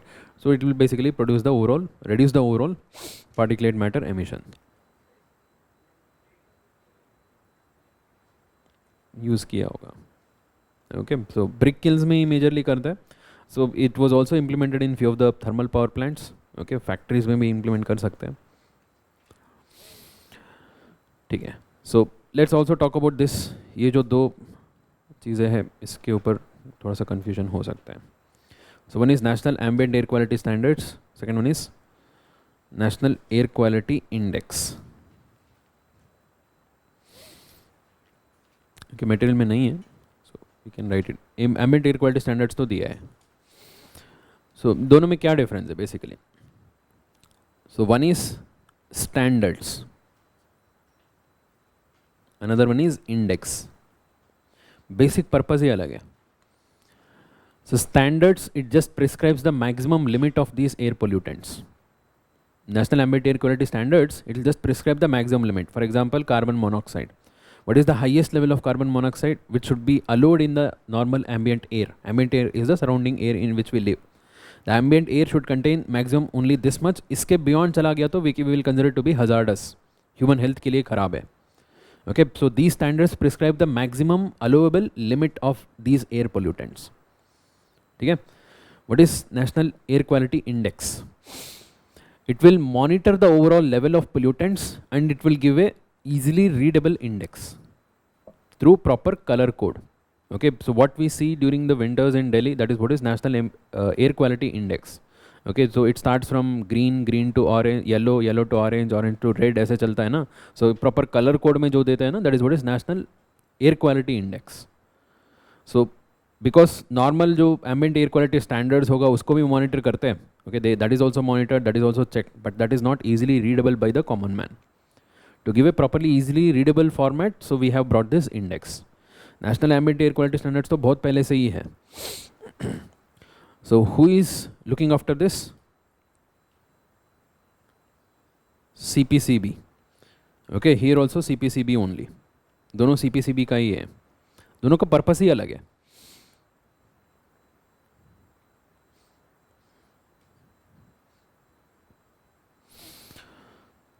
So CPCB will prescribe the standards maximum limits which is allowed, and that will also monitored by the CPCB in most of the cities. Okay, most of the major cities mein it has established monitoring centers, and through that centers it is monitoring these overall the pollutant levels. Okay, for that it is running a program called as National Air Quality Monitoring Program. Okay, to monitor these in every different city, it is running a program called as National Air Quality Monitoring Program.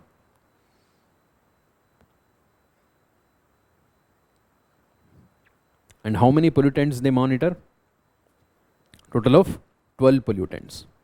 They give the standards, fixed standards, जो maximum standard limit भी देंगे, and they will also monitor the levels of these pollutants. फिर इसी की जो bad performance थे उनको उसमें डाल दिया है ना, वो NACP के अंदर डाल दिया ना.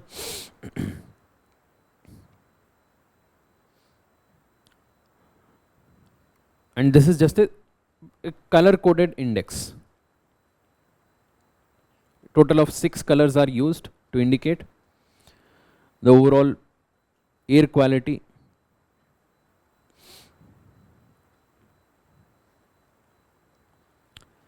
Okay, and how many pollutants are measured here? 8. You have to remember these pollutants. याद रखना ही है. ठीक है? So let's try to remember these 8 first, then we can add 4. What are the 8 pollutants which are usually measured using this National Air Quality Index? Okay, there are 4 related to oxides, मतलब oxygen related है. Okay, वो याद रखना तो easy है. Carbon monoxide, nitrogen dioxide, and then sulfur dioxide, and then ozone. ठीक है, 4 oxygen related है. Is easier to remember. Carbon monoxide, nitrogen dioxide, sulfur dioxide and ozone. उसके अलावा PM है ना, PM10, PM2.5, and then lead, and then ammonia, NH3. PM10, PM2.5 दोनों हैं. PM10, PM2.5, lead, ammonia. So these 8 are monitored here also. Okay, these are most important. 8 तो है. इसके साथ में 4 और है. Arsenic, nickel, benzene and benzopyrene.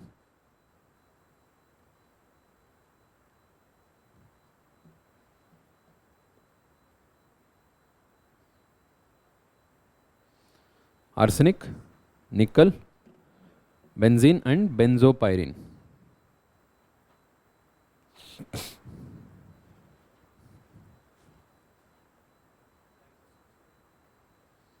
Nitrous oxide नहीं, nitrogen dioxide है. Nitrogen dioxide will disintegrate to become nitrous oxide. ठीक है, यही डिफरेंस है. क्लियर है? National ambient air quality standards, ये स्टैंडर्ड को CPCB का काम है. हम नॉर्मली नहीं देखते. नॉर्मली जो हम देखते हैं ना colour coded, that is what is national air quality index. Monitoring is done by both.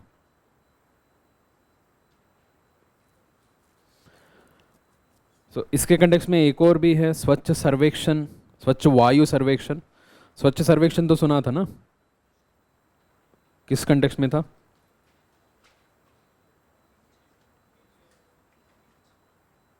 NITI Aayog किया था, क्यों किया था?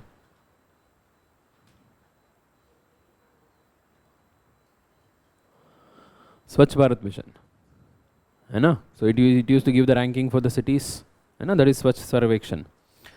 तो इन द सेम वे स्वच्छ वायु सर्वेक्षण, that was for the open defecation and the sanitation के कंटेक्स्ट में. स्वच्छ वायु सर्वेक्षण is in the context of the air pollution. Okay, so this is under national clean air program and here it will rank the cities. जो national clean air program के अंदर जो cities है ना, उसको ranking देंगे कौन सा अच्छा से perform कर रहे, कौन सा नहीं कर रहे. ठीक है, so बस वही है. So you just have to remember overall gist किसके context में है.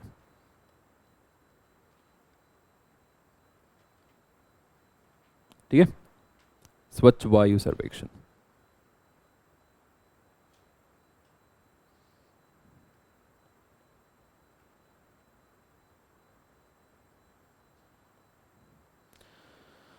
ठीक है, so let's take a break.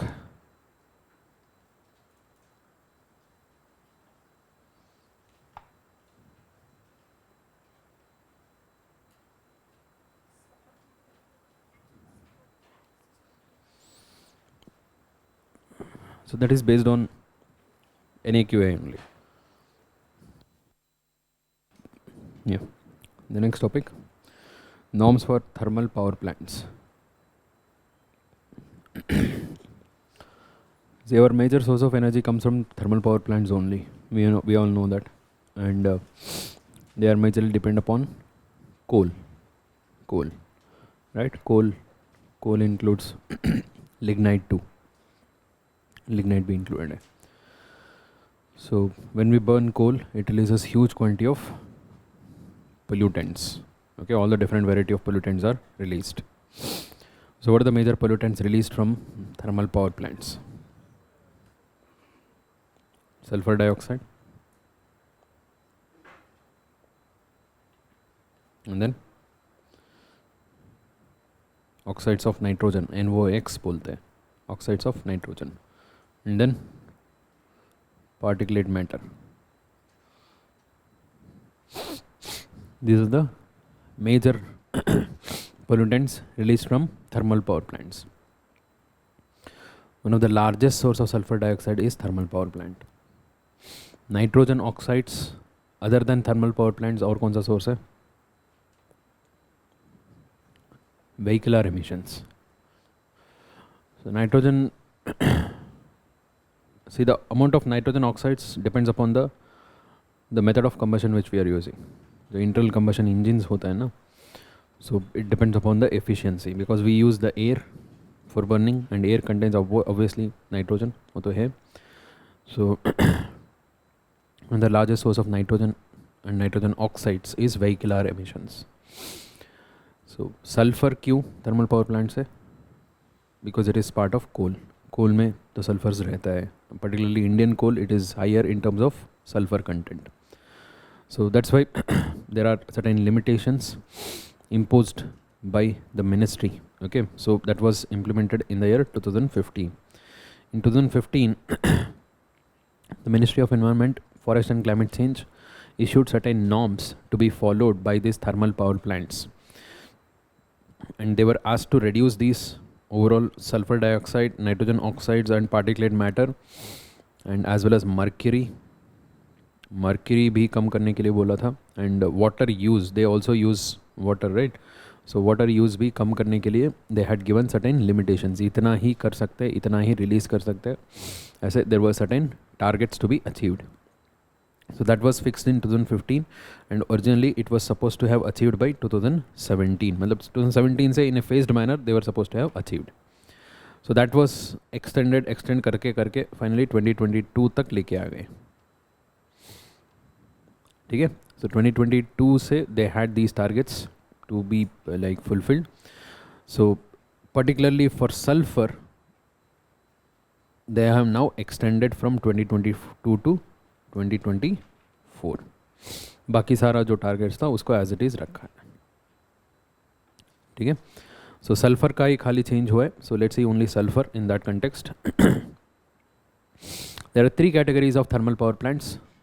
The first category, category A thermal power plants, which are within the 10-kilometer radius of NCR or any other million cities. Okay, million refers to 10 lakh. Okay, 10 lakh से ज़्यादा population जिसका है, तो वो cities के 10 kilometre के आसपास में जो भी thermal plant है, that is category A. Category B, within the 10-kilometer radius of this critically polluted areas or non-attainment cities. Non-attainment cities कौन है ये non-attainment cities? ये जो अभी बात किया था, है ना 132, हाँ उसमें हाँ non-attainment 123 था. So if they are within the 10-kilometer radius of these cities, then they become category B, and category C is rest all thermal power plants. For category A, since they are near to higher population, they were given a stringent deadline. They were supposed to have reduced the sulfur dioxide emissions by the end of 2022.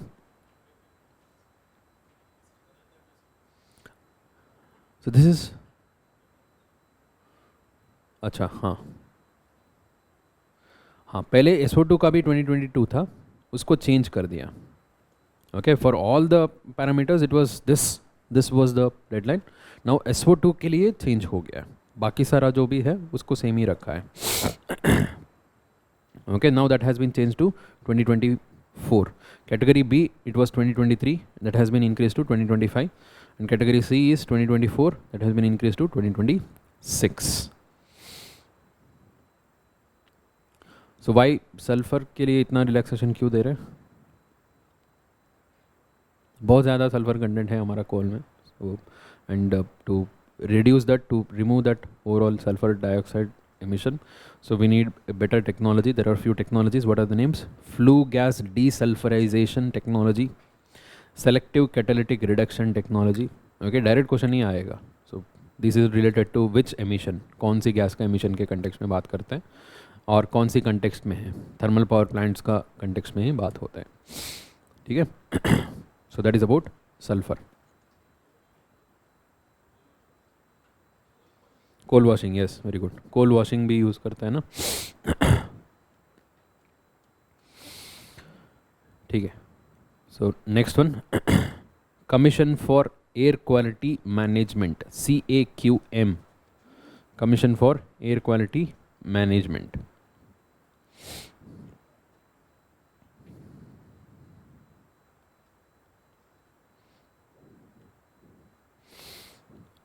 So it's a statutory body. Earlier it was not. Earlier it was just a body established through ordinance. Ordinance के through establish हुआ था. उसके पहले non-statutory body था. Okay. It was earlier a Supreme Court appointed body. Then the government made it as a statutory body by bringing this act. What is this act? Commission for Air Quality Management in NCR and Adjoining Areas Act of 2021. Okay, if you remember last year हमने भी इसके बारे में discuss किया था, the provisions of this act. So basically this act creates this body called as CAQM. CAQM को create करते हैं and उसका composition के बारे में बात करते हैं. So now it is a old news. And it also talks about its power. So its overall objective is to control the air pollution in NCR and the surrounding regions. Okay, National Capital Region के surrounding में जो भी pollution होते हैं उसको control करना इसका power है. And it has the power to supersede all the directions of all the surrounding state governments. जो भी surrounding state government में कोई भी direction हो, इसका direction it will supersede them. And इसका जो भी decision होगा उसका अपील कहाँ पर होगा? NGT, National Green Tribunal. Okay.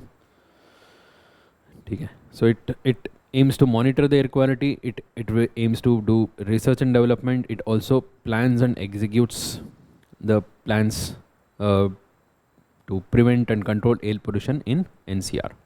जो भी NCR related air pollution issue है, it will come under this CAQM. CAQM will give the direction. सभी न्यूज़ में क्यों है? So yes.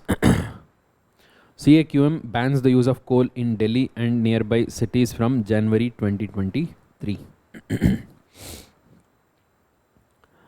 So it has issued direction saying that coal is banned in industries, domestic and other miscellaneous applications to bring down the greenhouse gas emissions. However, the use of low sulfur coal is allowed. Okay, low sulfur coal is allowed. Thermal power plants में जो use होता है, so that is majorly low sulfur coal. And other than that, many of the industries were using very highly polluting forms of coal. All those are banned here. So, and all these industries, they were expected to replace it with what? Natural gas. Natural gas. ठीक है? So इसलिए they have a different deadlines. Those जहाँ पर already PNG है, PNG is piped natural gas, pipe supply through होता है ना. So for them the deadline was October 1st 2022. तब से ये बैंड हो गया, उनको कंपलसरी है. जहाँ पर PNG नहीं है उनके लिए Jan 1st 2023 से अप्लाई हो गया है. Okay, they are not supposed to use coal here. So that was the news about Delhi. Delhi में मतलब बाकी सारा जो इंडस्ट्रीज़ वगैरह में सल्फर बर्न हो रहा था ना, वो सब पूरा बैन है अभी. So now in this context, recently also in news, हर साल भी न्यूज़ में आता है GRAP, Graded Response Action Plan. So this is implemented by CAQM, है ना? It is implemented by CAQM. So Graded Response Action Plan says that, so as per the overall severity of air pollution, we will implement the actions, है ना? So it's like our COVID protocol, है ना? Cases देखते देखते देखते ऐसे strict करते जाता है ना. The same way air quality देख के यहाँ पर भी एक्शन इम्प्लीमेंट हो जाता है. So when the air quality becomes poor, that is overall जो ambient air quality, national air quality index है ना, NAQI, उसका जो overall it gives a single value 0 to 500 में overall the whatever the pollutants which are measured, उसको summarize करके एक single value देते हैं. हाँ है इसमें नहीं दिया है उसमें भी है. So based on that value between 0 to 500 there are 4 stages. 0 to 200 is fine, there is no GRAP. 200 to 300 is the first stage, which is said it is poor air quality. 300 to 400 is very poor air quality. 400 to 450 is severe air quality, and above 450 it is severe plus air quality. 450 के ऊपर कहाँ तक जाएगा? 500 तक ही जाएगा. So 500 is the maximum limit of our measurement. ठीक है? So in the stage 1 they start with the minimum restrictions. For example, prohibition on construction and demolition activities, because it releases huge quantity of dust material, right? So stage 2 में they will bring some more, ban the use of diesel generator. They have given 1 or 2 examples only, इसका और detail में होगा. ठीक है? So severe में आता है, they will stop brick kilns and other industries and plants which are producing very high smoke, है ना? And severe plus में closure of all industries not running on fuels approved by CAQM. And diesel vehicles को भी ban, इस बार भी ban हुआ था, right? Diesel vehicles को बैन हुआ था. कौन से डीजल व्हीकल्स को? BS4 diesel, BS3 petrol. okay, petrol BS3 तक बैन हुआ था, डीजल BS4 तक बैन हुआ था. सो that is what is severe. So severe में बहुत सारा चीज़ें भी आता है. स्कूल कॉलेज बंद हो जाएगा, ऑड इवन स्कीम इम्प्लीमेंट होगा, है ना? वेरी सीवियर होता है, मतलब बहुत ख़राब सिचुएशन में आएगा. अगर 500 क्रॉस हो गया तो 500 क्रॉस हो सकता है क्या? इंडेक्स में नहीं है, वही बात है. अगर उसको क्रॉस करवा सकता है तो हम 1000 पहुंचा देते हैं, है ना?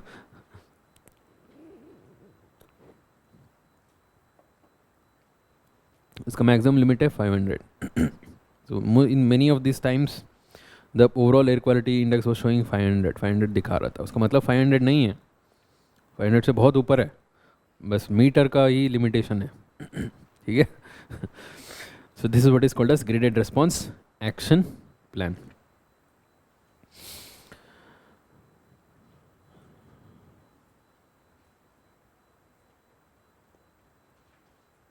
Which one? CAQM is based on NCAP. Yes.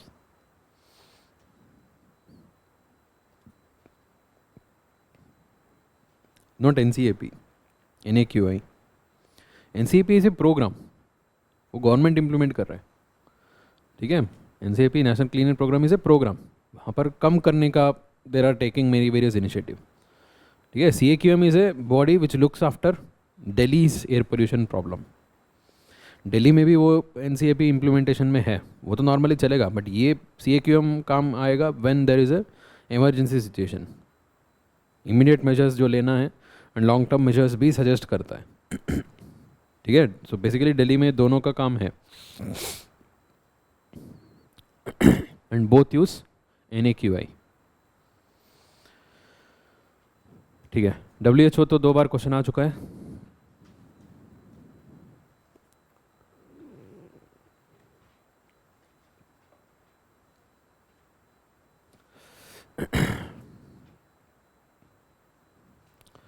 सो जो 8 पोल्यूटेंट्स हमने याद रखा था, किसमें 8 है? 8 किसमें है? NAQI, NAQI is 8। So national ambient air quality standards 12।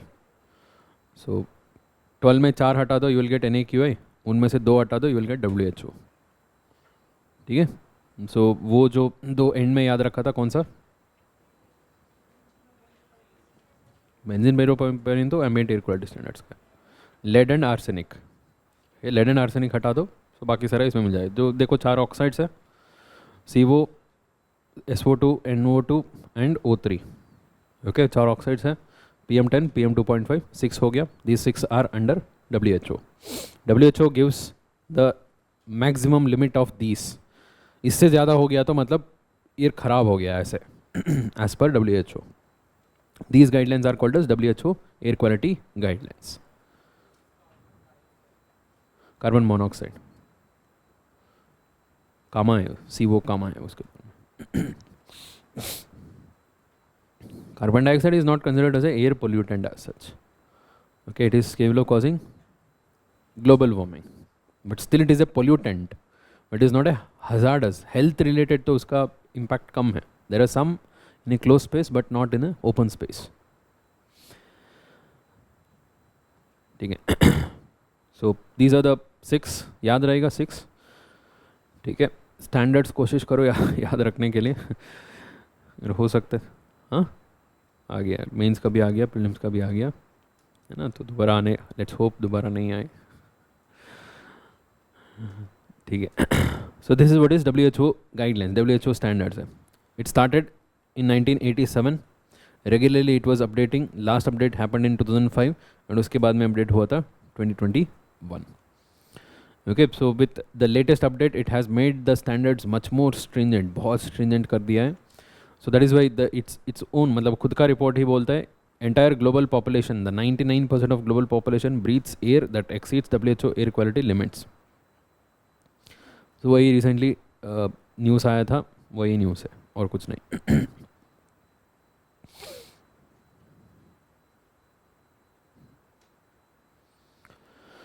ठीक है। So other initiatives, okay, briefly बताते जाऊंगा, so you can just note down.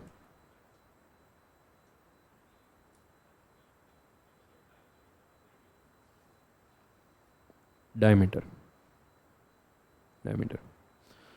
तो 2.5 is the diameter, okay। So other initiatives to tackle air pollution, BS4 BS6 already हमने discuss कर लिया, okay. Bharat stage it's basically euro stage का है ना, presently implementation में BS6। So ट्रेम stage 4 emission norms, so this is TREM stage is basically it's also part of BS only, it is for agriculture related, जो ये जो tractor वगैरह रहता है ना जहाँ पर emissions आते हैं, ओके। सो उनके लिए स्पेसिफिक emission standards है, that is what is TREM stage बोलते हैं। So right now TREM stage 4 implementation में है,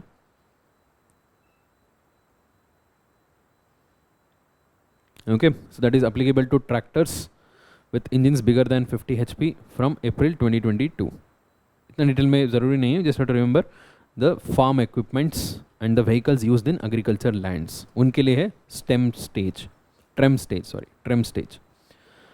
Pelletization and torrefaction, the term is very important, it was in news, है ना, इस बार बहुत न्यूज़ में था। So that is in the context of Stubble burning. So did we discuss about stubble burning? Chalo. So why there is stubble burning?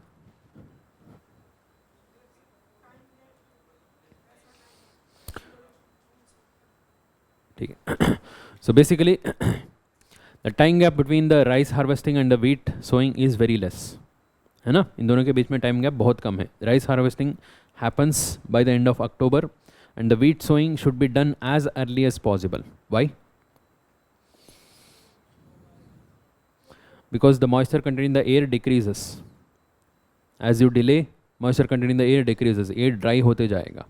So if you sow wheat during the drier times, the production levels decreases.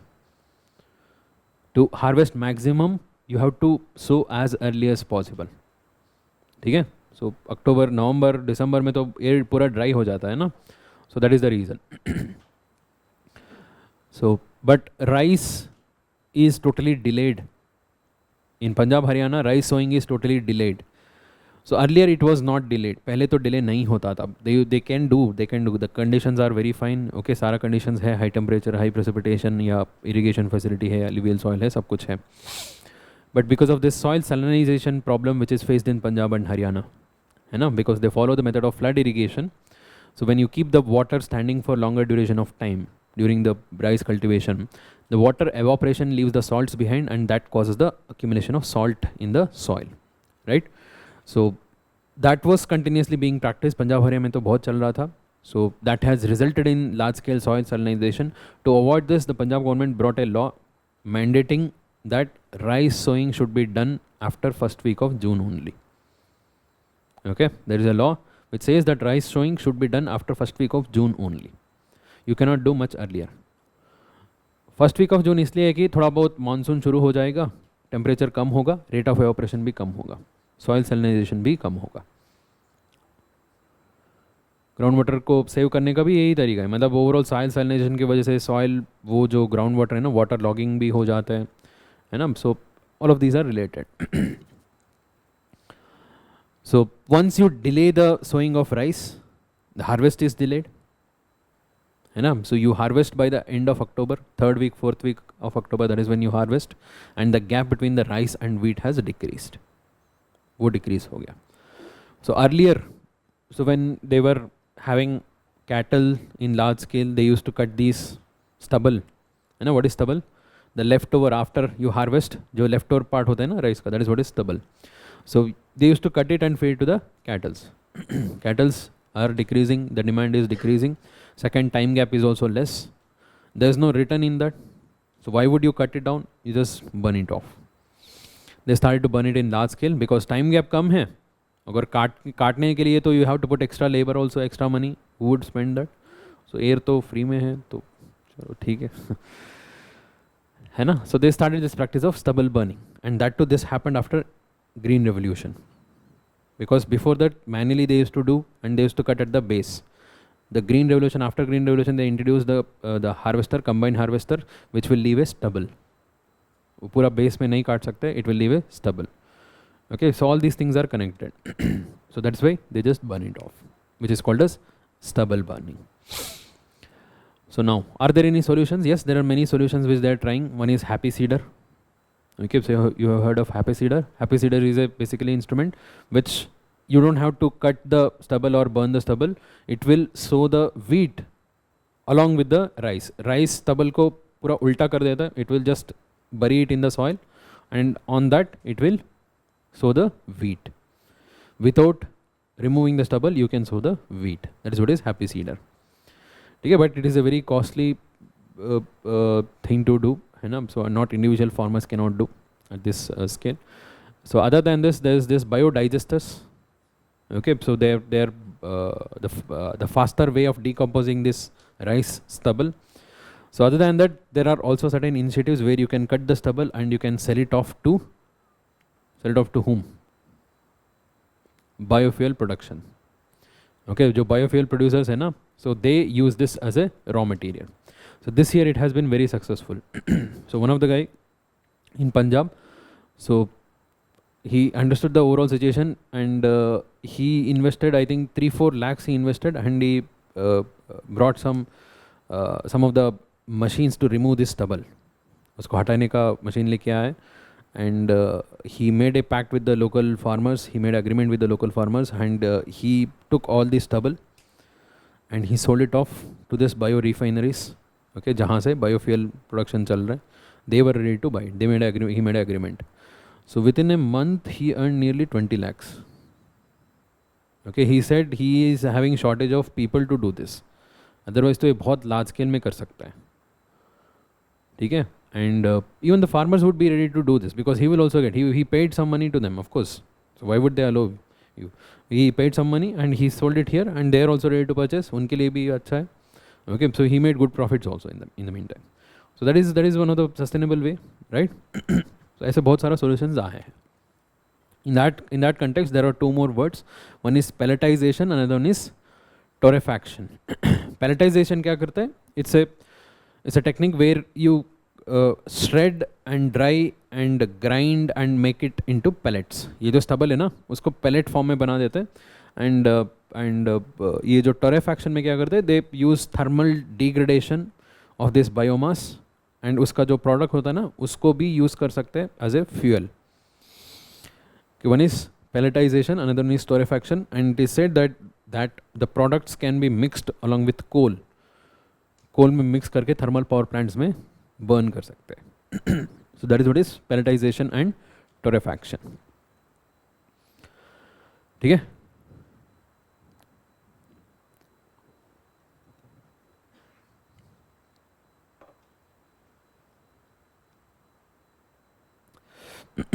Green crackers, this was also one of the initiatives. ये तो पता है, we know that in Delhi NCR the bursting of crackers are band.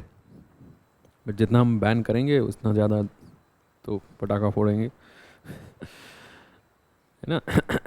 So legally it is band.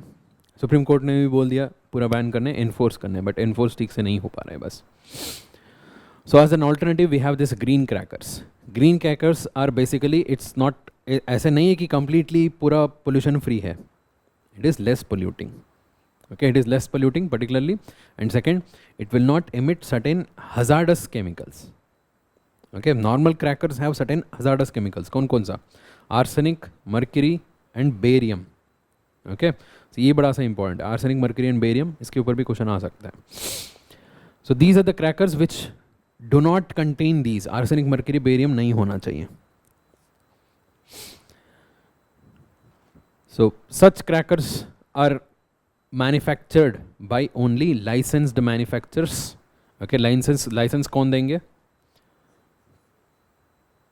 PESO, Petroleum and Explosives Safety Organization, under the Ministry of Commerce and Industry. And the methodology is developed by CSIR. Methodology कैसे बनाना है ये तो develop कर दिया है, and वो licence manufacturers को ही मिलेगा. The license, मतलब manufacturers with the permission, they can only produce this. सबको दे दिया तो ऐसे दोबारा मिक्स करके बना देंगे, है ना. तो इसलिए, and there are 3 major categories of green crackers: Swas, Star and Safal. Okay, so simple question may come here. Swas, Star and Safal recently in news are related to what? What are they? They are green crackers. Okay, so उसका full form में देख सकते हो. Safe minimum aluminium, safe thermite cracker, safe water releaser. Breathe life campaign. It is a campaign led by WHO, UNEP and Climate and Clean Air Coalition. Basically it's a campaign. मतलब campaign का क्या काम है basically? To bring awareness, to make people aware about the overall issue of it. So here it is about the issue of air pollution. ठीक है. So कौन implement कर रही है ये बड़ा important है. Who are implementing this?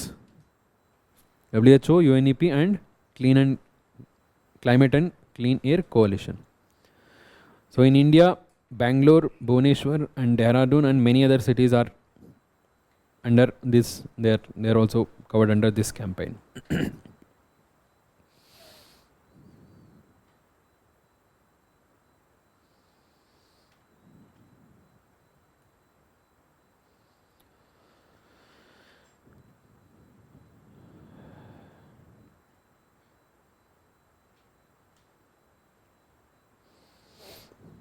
Water pollution में जो भी टॉपिक्स है छोटा छोटा टॉपिक्स है, I will give you the just.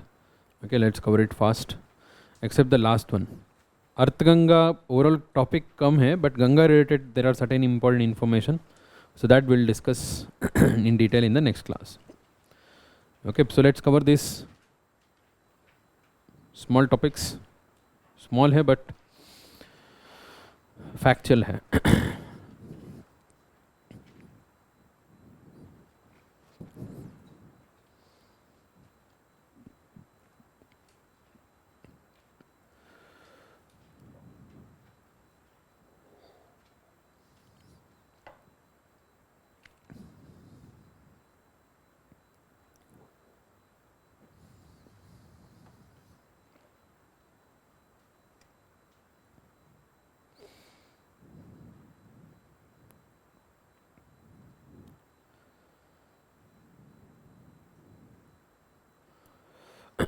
First, UN Water Summit on groundwater. So there is this summit, UN Water Summit on groundwater. It was held in Paris. Paris में हुआ था. So who organized this? UN Water. UN Water is a body. In addition to this, IGRAC. You have to remember this, IGRAC. International Groundwater Resources Assessment Center. It is part of UNESCO itself. UNESCO का ही part है. So UN Water and IGRAC together had arranged this summit, which was held in Paris. So ये summit का overall क्या था? Overall ये भी ऐसे campaign type है. Overall to bring awareness about the groundwater utility. So throughout the year of 2022, UN Water is a body. So this body was running a campaign. What is the name of the campaign? Groundwater making the invisible visible. Okay. Making the invisible visible campaign. ऐसे कुछ campaign पूरा चलाया था, तो उसका and करने के लिए एक समिट बुलाया था. सो that was held in Paris. बस यही न्यूज़ है. ठीक है. So now what is this UN water? It is a UN inter agency coordination mechanism, okay, which talks about all the fresh water related issues, fresh water, sanitation, all related issues. So that body is UN Water. IGRAC क्या है? It is a UNESCO center that works under the WMO. Okay, so WMO के अंदर काम करते हैं. That is International Groundwater Resources Assessment Center. So in this context, there is recently report India में release हुआ था, Dynamic Groundwater Resource Assessment Report, released by whom?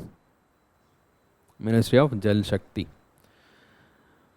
Okay, Dynamic Groundwater Resources Assessment Report, Ministry of Jal Shakti. हमारे लिए बस इतना ही काफ़ी है. ठीक है, ज़्यादा डिटेल में ज़रूरी नहीं है. उसका एक फन फैक्ट है, you can see this. India is the largest user of groundwater in the world, and we extract 1/4 of the total groundwater.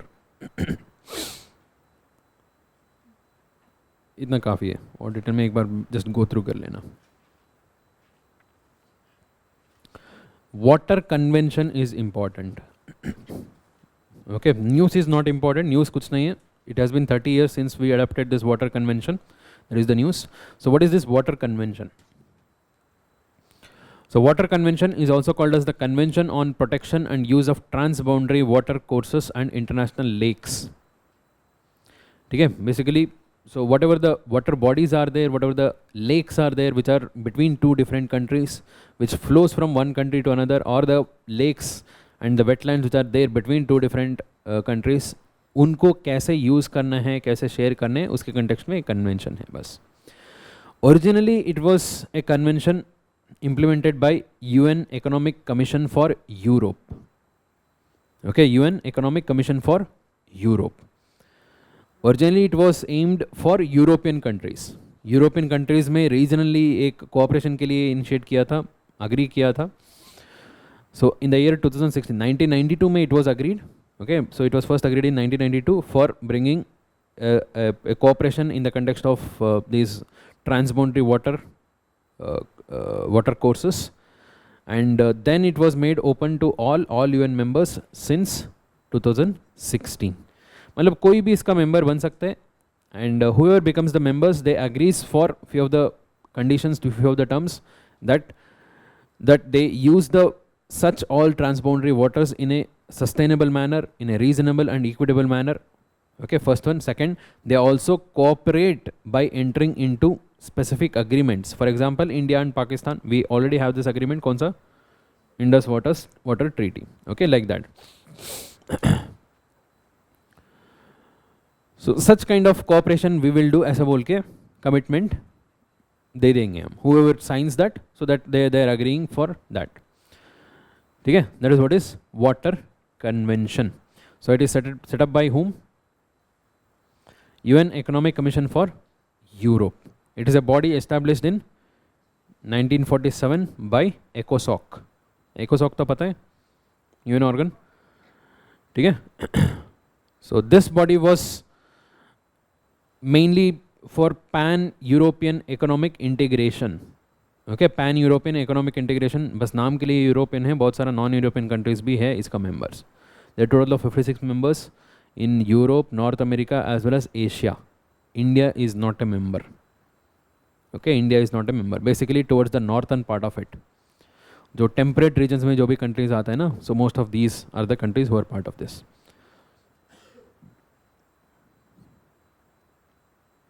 So यही है. This is about the news, Water Convention. हाँ, India part है, India Water Convention का part है. UNECE का नहीं है, वो बहुत पहले था. 1960 में ही हमने एग्री कर दिया था. नहीं, ये तो रीसेंट है, ये रीसेंट है. वो पहले था, इंडस वाटर ट्रीटी तो बहुत पहले था.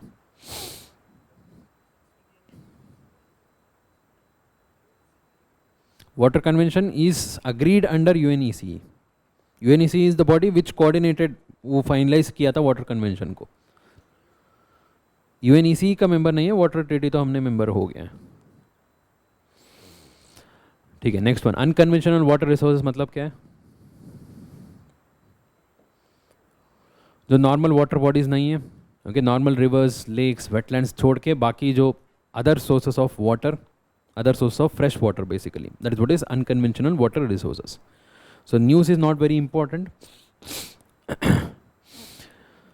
So there is a institution, UN Universities Institute for Water, Environment and Health, and उसमें एक recently book release हुआ है, book के बाद हुआ है, that is what is unconventional water resources. इसके ऊपर definitely question आने का chances बहुत कम है, ऐसे news बहुत मिलता है. But the term is important. What is the term? We should know about this. Unconventional water resources are those water resources which are usually neglected, not used much, but there is a potential for this. There is a potential for water here. Okay? For example, used water. Okay, grey water is also unconventional. What is grey water? जो used water आता है. So from the domestic usage. From domestic usage, whatever the used water, all of these are called as grey water, which can be recycled and reused. Okay? So that is one of them. Other than that, the water from the cloud seeding, micro catchment rainwater harvesting, desalinization water, brackish groundwater, and the water from the ship's ballast or towing icebergs, and micro scale capture of rainwater. Okay, that would otherwise evaporate. ऐसे जो unconventional sources का बात करते हैं, and in that the term grey water is important. Grey water is basically the used water which comes from domestic households. Domestic households से जो निकल के आता है ना, that is what is grey water. What is black water? जो toilet से आता है ना, that is what is black water. मतलब जिसको reuse नहीं कर सकते.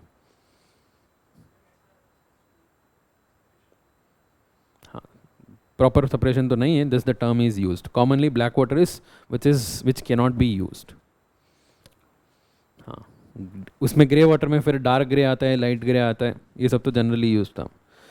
ठीक है.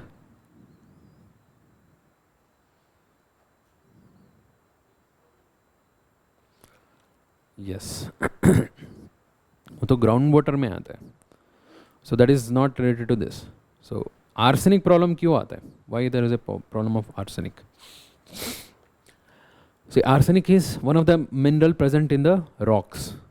Okay, as long as the groundwater is in the good level, the arsenic level is usually lesser. ठीक है, बट हम बहुत ज़्यादा ग्राउंड वाटर एक्सट्रैक्ट कर लिया, the arsenic level in the water increases. Same is with the fluoride also. Arsenic and fluoride pollution is observed in those regions wherever there is a excessive extraction of groundwater. Okay बहुत excessively extract करते हैं ना, so वहाँ पर आपको arsenic and fluoride का pollution होता है. आर्सेनिक पोल्यूशन कहाँ पर है? West Bengal. West Bengal, Bihar is most, मतलब most affected by arsenic. Arsenic का कुछ डिसीजेस है, कौन सा है? Black foot disease. हाँ, ब्लैक फुट डिसीज आता है. ठीक है, चलो नेक्स्ट टॉपिक भी कवर कर लेते हैं. Heavy metal contamination.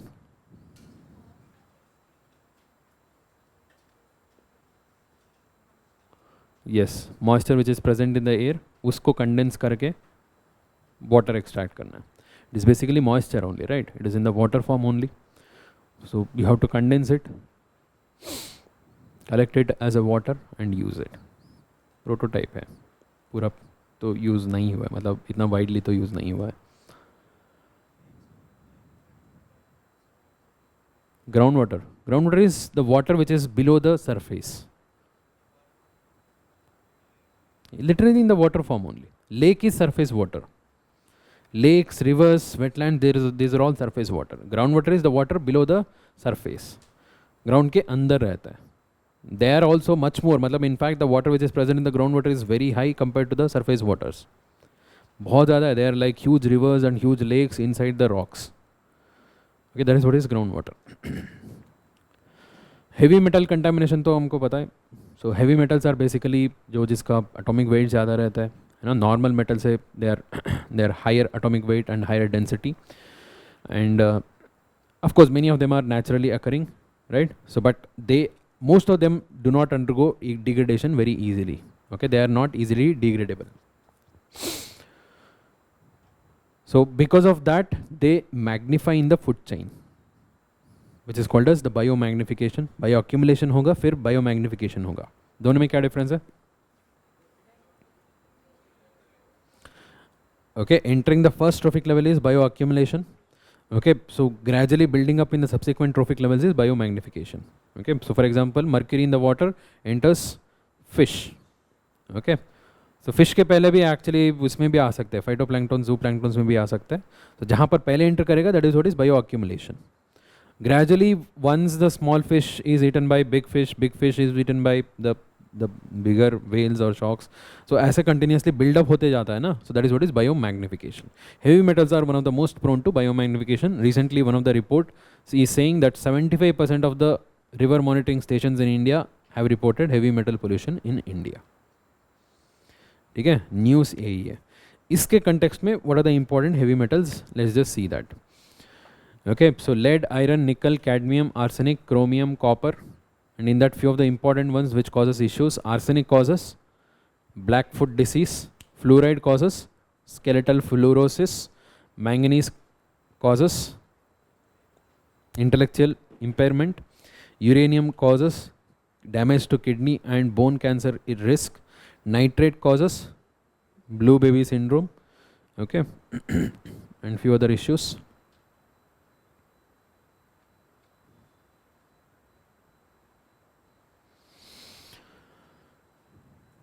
ठीक है, इनमें से लेड पॉइजनिंग के बारे में भी एक रिपोर्ट आया है. So lead is also another major issue. What are the source of lead? This can be the question for us. So it is also naturally available in the rocks. Rock से भी leach होके आ सकता है. Mining, smelting and refinery industries lead can be produced. Cosmetic products and circuit boards, batteries and also utensils and water bodies.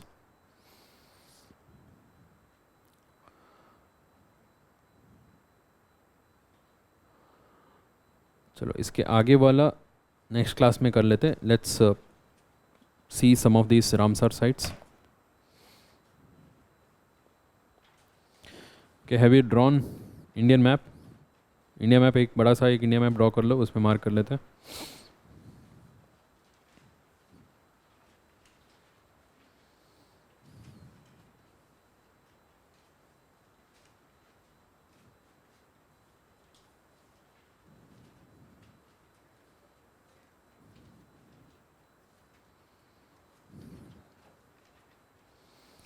Appendix में map है?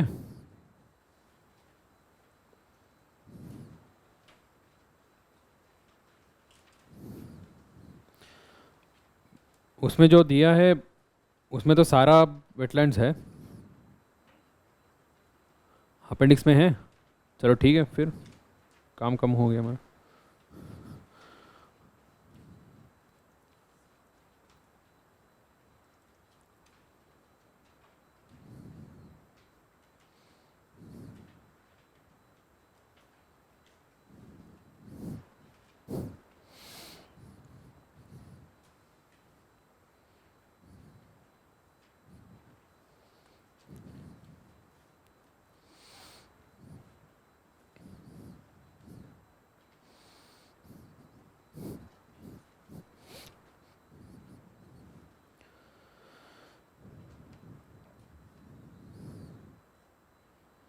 So I told you how we have to remember these 26 Ramsar sites which are declared this year. In the last 1 year. Prelims के पहले और कुछ add हो गया तो एक बार देख लेना।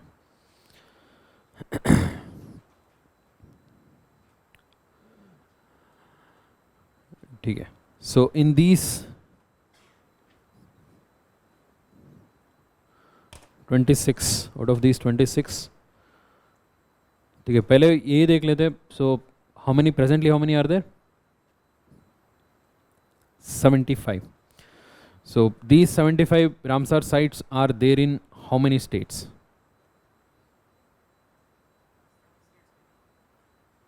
कौन कितने states में नहीं है? Yes, we have to remember that. The states in which the Ramsar sites are not there.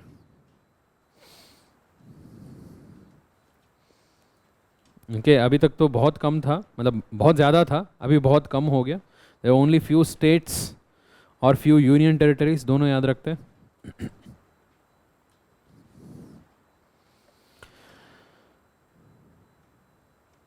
Okay, so in this part there are 3 states with no Ramsar sites. दोनों तीनों कंटिन्यूस है, एक कंटिन्यूटी में आता है।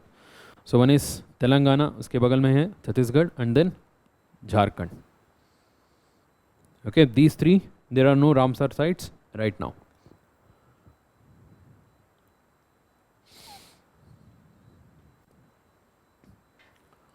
And then comes Sikkim, Arunachal, Nagaland, Meghalaya. Sikkim, Arunachal, Nagaland, Meghalaya, 7 हो गया।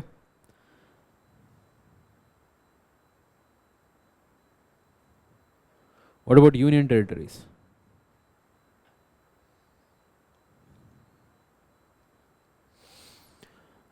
So how many union territories are there? 8 union territories are there. In that only Jammu Kashmir and Ladakh have these Ramsar sites, बाकी सारे में नहीं है। Okay, there are no Ramsar sites in the union territories other than Jammu Kashmir and Ladakh.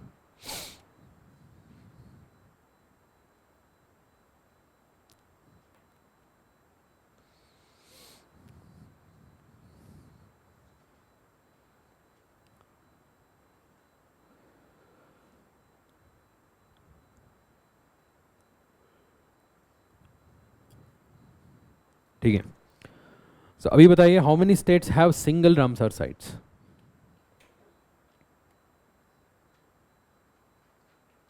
North east में देखो, असम में है, Assam there is only 1।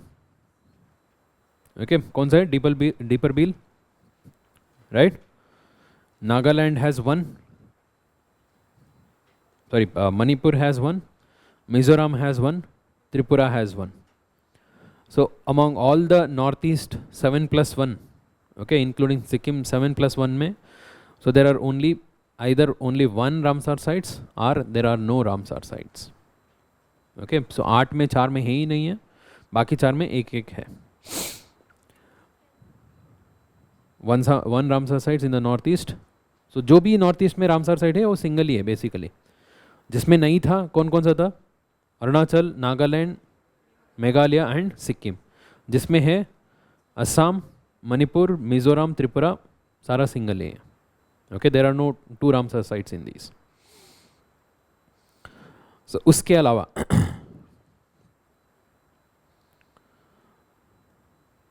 what about Rajasthan? Single है डबल है? डबल है. भरतपुर तो है famous, and then Sambhar salt lake. ठीक है. सो ऊपर में कौन सा है? यहाँ पर सुल्तानपुर है, हरियाणा में है. Okay, so it's Uttarakhand. Uttarakhand में कौन सा है? आसान conservation reserve is the only Ramsar sites.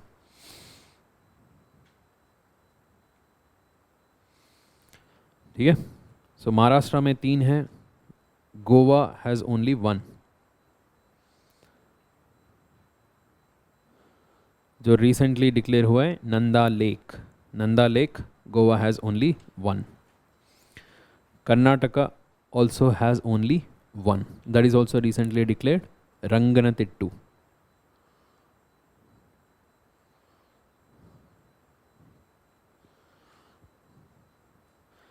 Okay, southern states का बता रहा हूँ. देखो, गोवा 1, कर्नाटका 1, तेलंगाना 0, आंध्र प्रदेश 1.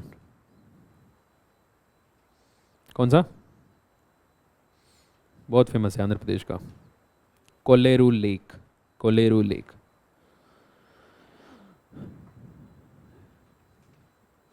सो केरला में 3 है, तमिलनाडु हैज़ द हाईएस्ट, है ना. सो रिसेंटली सबसे ज़्यादा कितना? 13 है, 16 है? 13. ठीक है.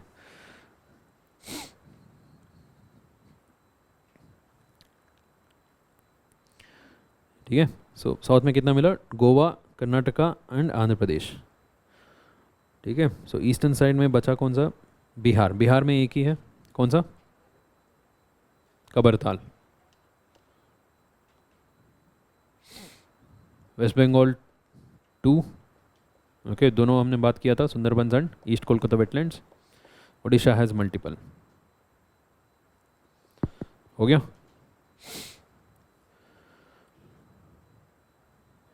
Tamil Nadu. So till last year it was UP. Okay, now it is Tamil Nadu. चलो बात करते. Let's talk about this 26. सो इन 26, 13 तमिलनाडु. ठीक है.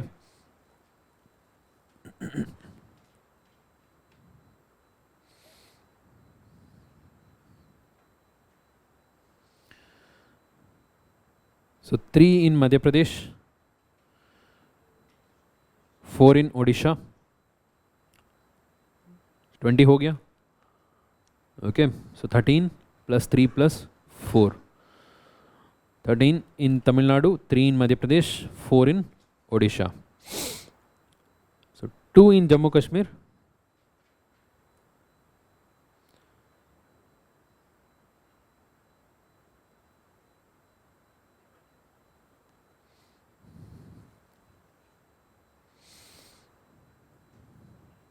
Just a second.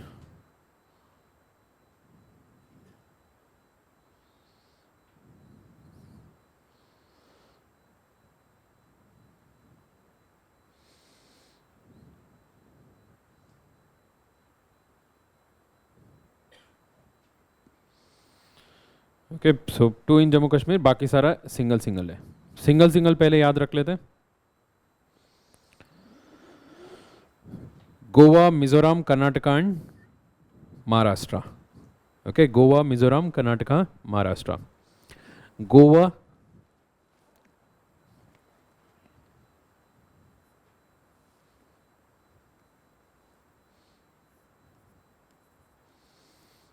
Nanda Lake. Okay, so in this, the first thing, as I told you, first thing you have to do is you have to associate these names with the Ramsar. Okay, so that can be the easiest, the direct question which you can answer. Only if you do this, then you can go in detail. Nanda Lake, it's a Ramsar site, it's in Goa. उसके बगल में कर्नाटका है, that is रंगनतिट्टू,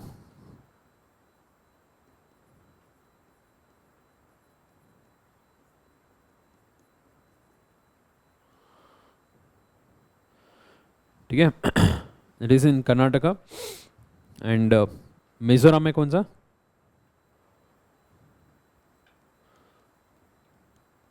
पाला wetland. Maharashtra में कौन सा? थाने creek.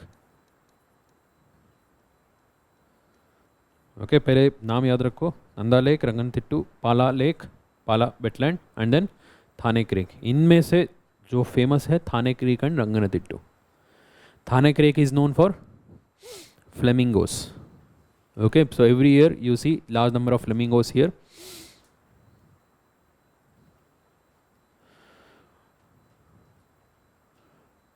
ठीक है. It is also a flamingo sanctuary. And Ranganathettu, it is important because it's on Kaveri river. It's a small island, and surrounding that island the Kaveri river bifurcates, and there are large number of birds come from all the way from Siberia, Central Asia, and many of the birds come over there. One of the very famous bird sanctuary in Karnataka. It's near to Mysore. Ranganathettu. Okay, Kaveri ka hi part hai. Pala is the largest natural wetland of Mizoram. Okay, so Nanda is on जुआरी river. जुआरी river तो गोवा का सुना होगा. ठीक है. Now Jammu Kashmir has two more added to already existing wetlands. One is Haigam Wetland Conservation Reserve. Conservation Reserve we had discussed. Conservation Reserve, Community Reserve, right? Conservation Reserve is a government land. Government land का जो area, protected area है, Conservation Reserve as per the Wildlife Protection Act. Okay, so in Jammu Kashmir there is a wetland which is declared as a conservation reserve, that is Haigam Wetland Conservation Reserve, and second one is Shalbug Wetland Conservation Reserve. ये भी conservation reserve ही है. Haigam and Shalbug.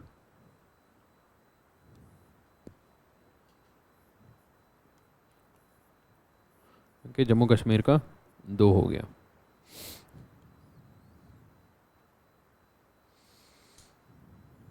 Madhya Pradesh का 3 mark कर लेते हैं. Sakhya Sagar, Sirpur and Yashwant Sagar. Sakhya Sagar, Sirpur and Yashwant Sagar.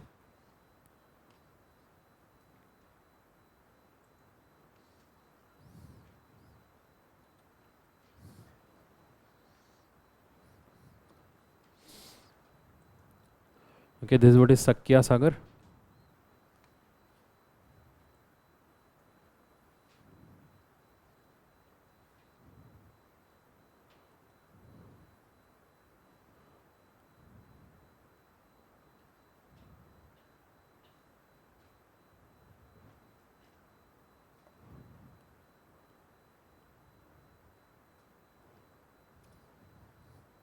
This is Sirpur and Yashwant Sagar.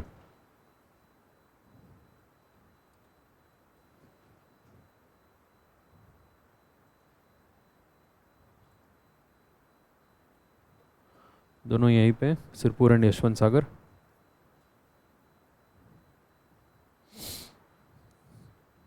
Okay, Indore के पास में है सक्या सागर, यहाँ पर है थोड़ा सा ऊपर में.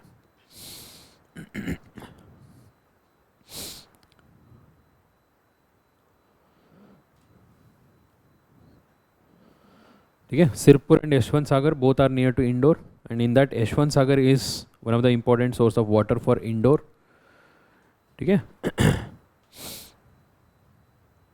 एंड सक्या सागर वेटलैंड थोड़ा सा नॉर्थन पार्ट में है, so where there is dry land. It is near to a national park, Madhav national park. Madhav national park के पास में है.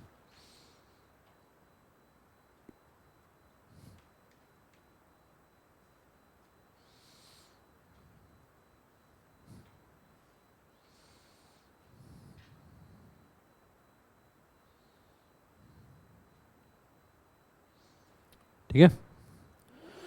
उड़ीसा में 4 है, 2 तो बहुत फेमस है, आप लोगों ने भी सुना होगा। सबसे फेमस है Hirakud reservoir. Hirakud Y it is known, क्यों फेमस है? It is the largest earthen dam in the world. Largest earthen dam. Okay, earthen dam क्या होता है? Majorly they use mud. Okay, they use mud and all the earthen material to make a very big embankment. ऐसा बड़ा सा embankment बना देंगे. So this is the largest earthen dam in the world. यहाँ पर इस डैम में इतना सा मटेरियल यूज़ हुआ है, they have used so much of material, so we can use the same material to lie down, मतलब to lay a road between Kashmir to Kanyakumari. Okay, पूरा वहाँ से यहाँ तक रोड बना सकते हैं, उतना मटेरियल है उधर. That is the largest dam, Hirakud. So it's a man made dam of course, along which river? Mahanadi river. वो Hirakud reservoir is now a Ramsar site. Okay, अभी ये रामसर साइट है. ओके, यहाँ पर दिखता है. So this what is Hirakud. Okay, you can see here.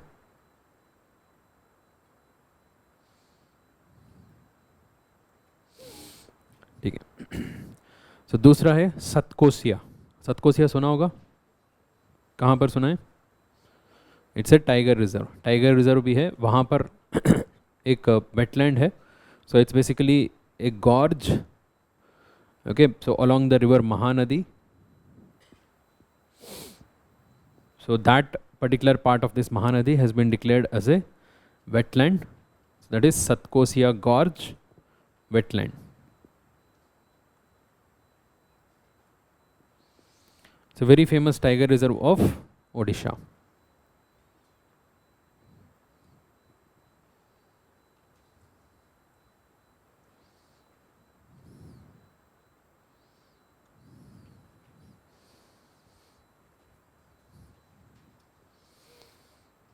Okay, so यहाँ पर है Satkosia gorge century.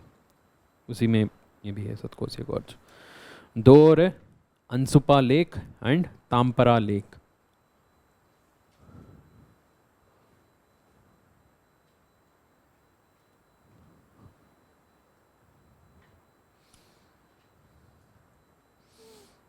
One is Ansupa Lake.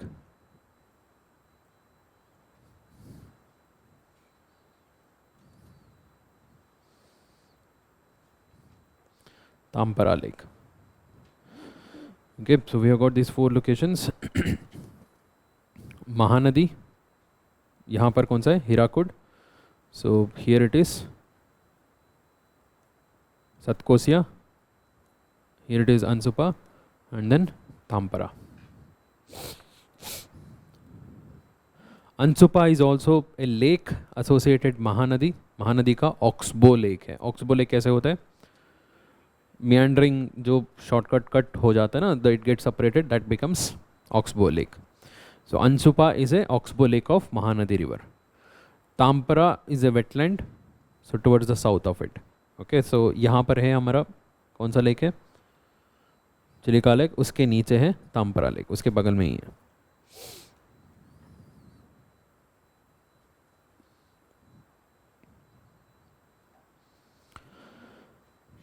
हो गया? बचा कितना है? 13. सो 13 का एक बार गो थ्रू कर लेना. So it is very difficult to mark these on the map. So it just repetitive exercise. इसमें बहुत इंपॉर्टेंट वाला बता देता हूँ, देख लो. So one is Pichavaram. Pichavaram mangrove, very famous. So Pichavaram is towards the northern part of Kaveri Delta. Okay, this is ये जो triangle shape में आता है ना, this is what is Kaveri Delta. So यहाँ पर आता है Pichavaram. Very famous mangrove part, one of the richest mangrove region, and also a tribute, मतलब a distributary of Kaveri flows through this part. Kaveri gets divided into multiple distributaries, right? तो यहाँ पर एक part यहाँ से चला जाता है. It is one of the richest mangrove patches along the eastern coast, Pichavaram. तो उसके अलावा Vedanthangal bird sanctuary.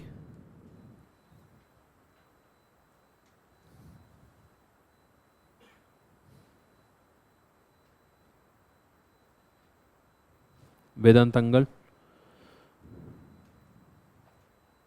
वेदांतंगल bird century,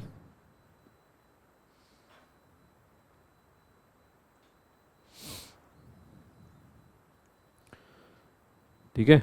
and of course the gulf of Mannar, gulf of Mannar तो ऑलरेडी बायोस्फीयर रिजर्व है, उसको अभी रामसर साइट डिक्लेयर किया। और कोई बायोस्फीयर रिजर्व है जो रामसर साइट है? सुंदरबंस, राइट।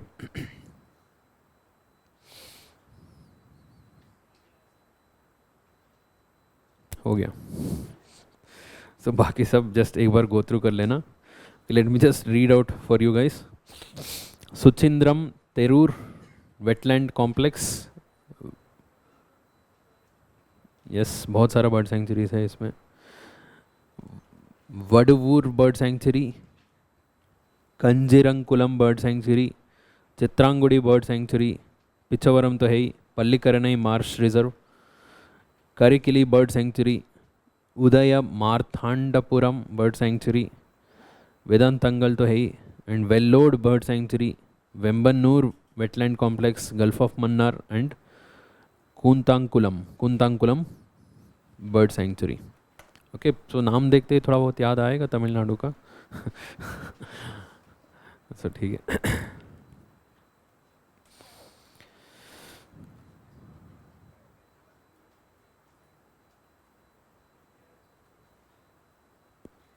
किसके नेक्स्ट? माइक्रोन, ठीक है। So in the next class will continue with the pollution part, and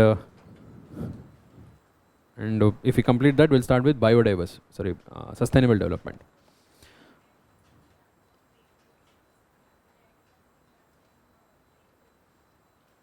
Not able to hear. Vehicles, yes, leaded petrol में तो पूरा हटा दिया ना, अनलेडेड पेट्रोल ही यूज कर सकते। यस, ठीक है, थैंक यू।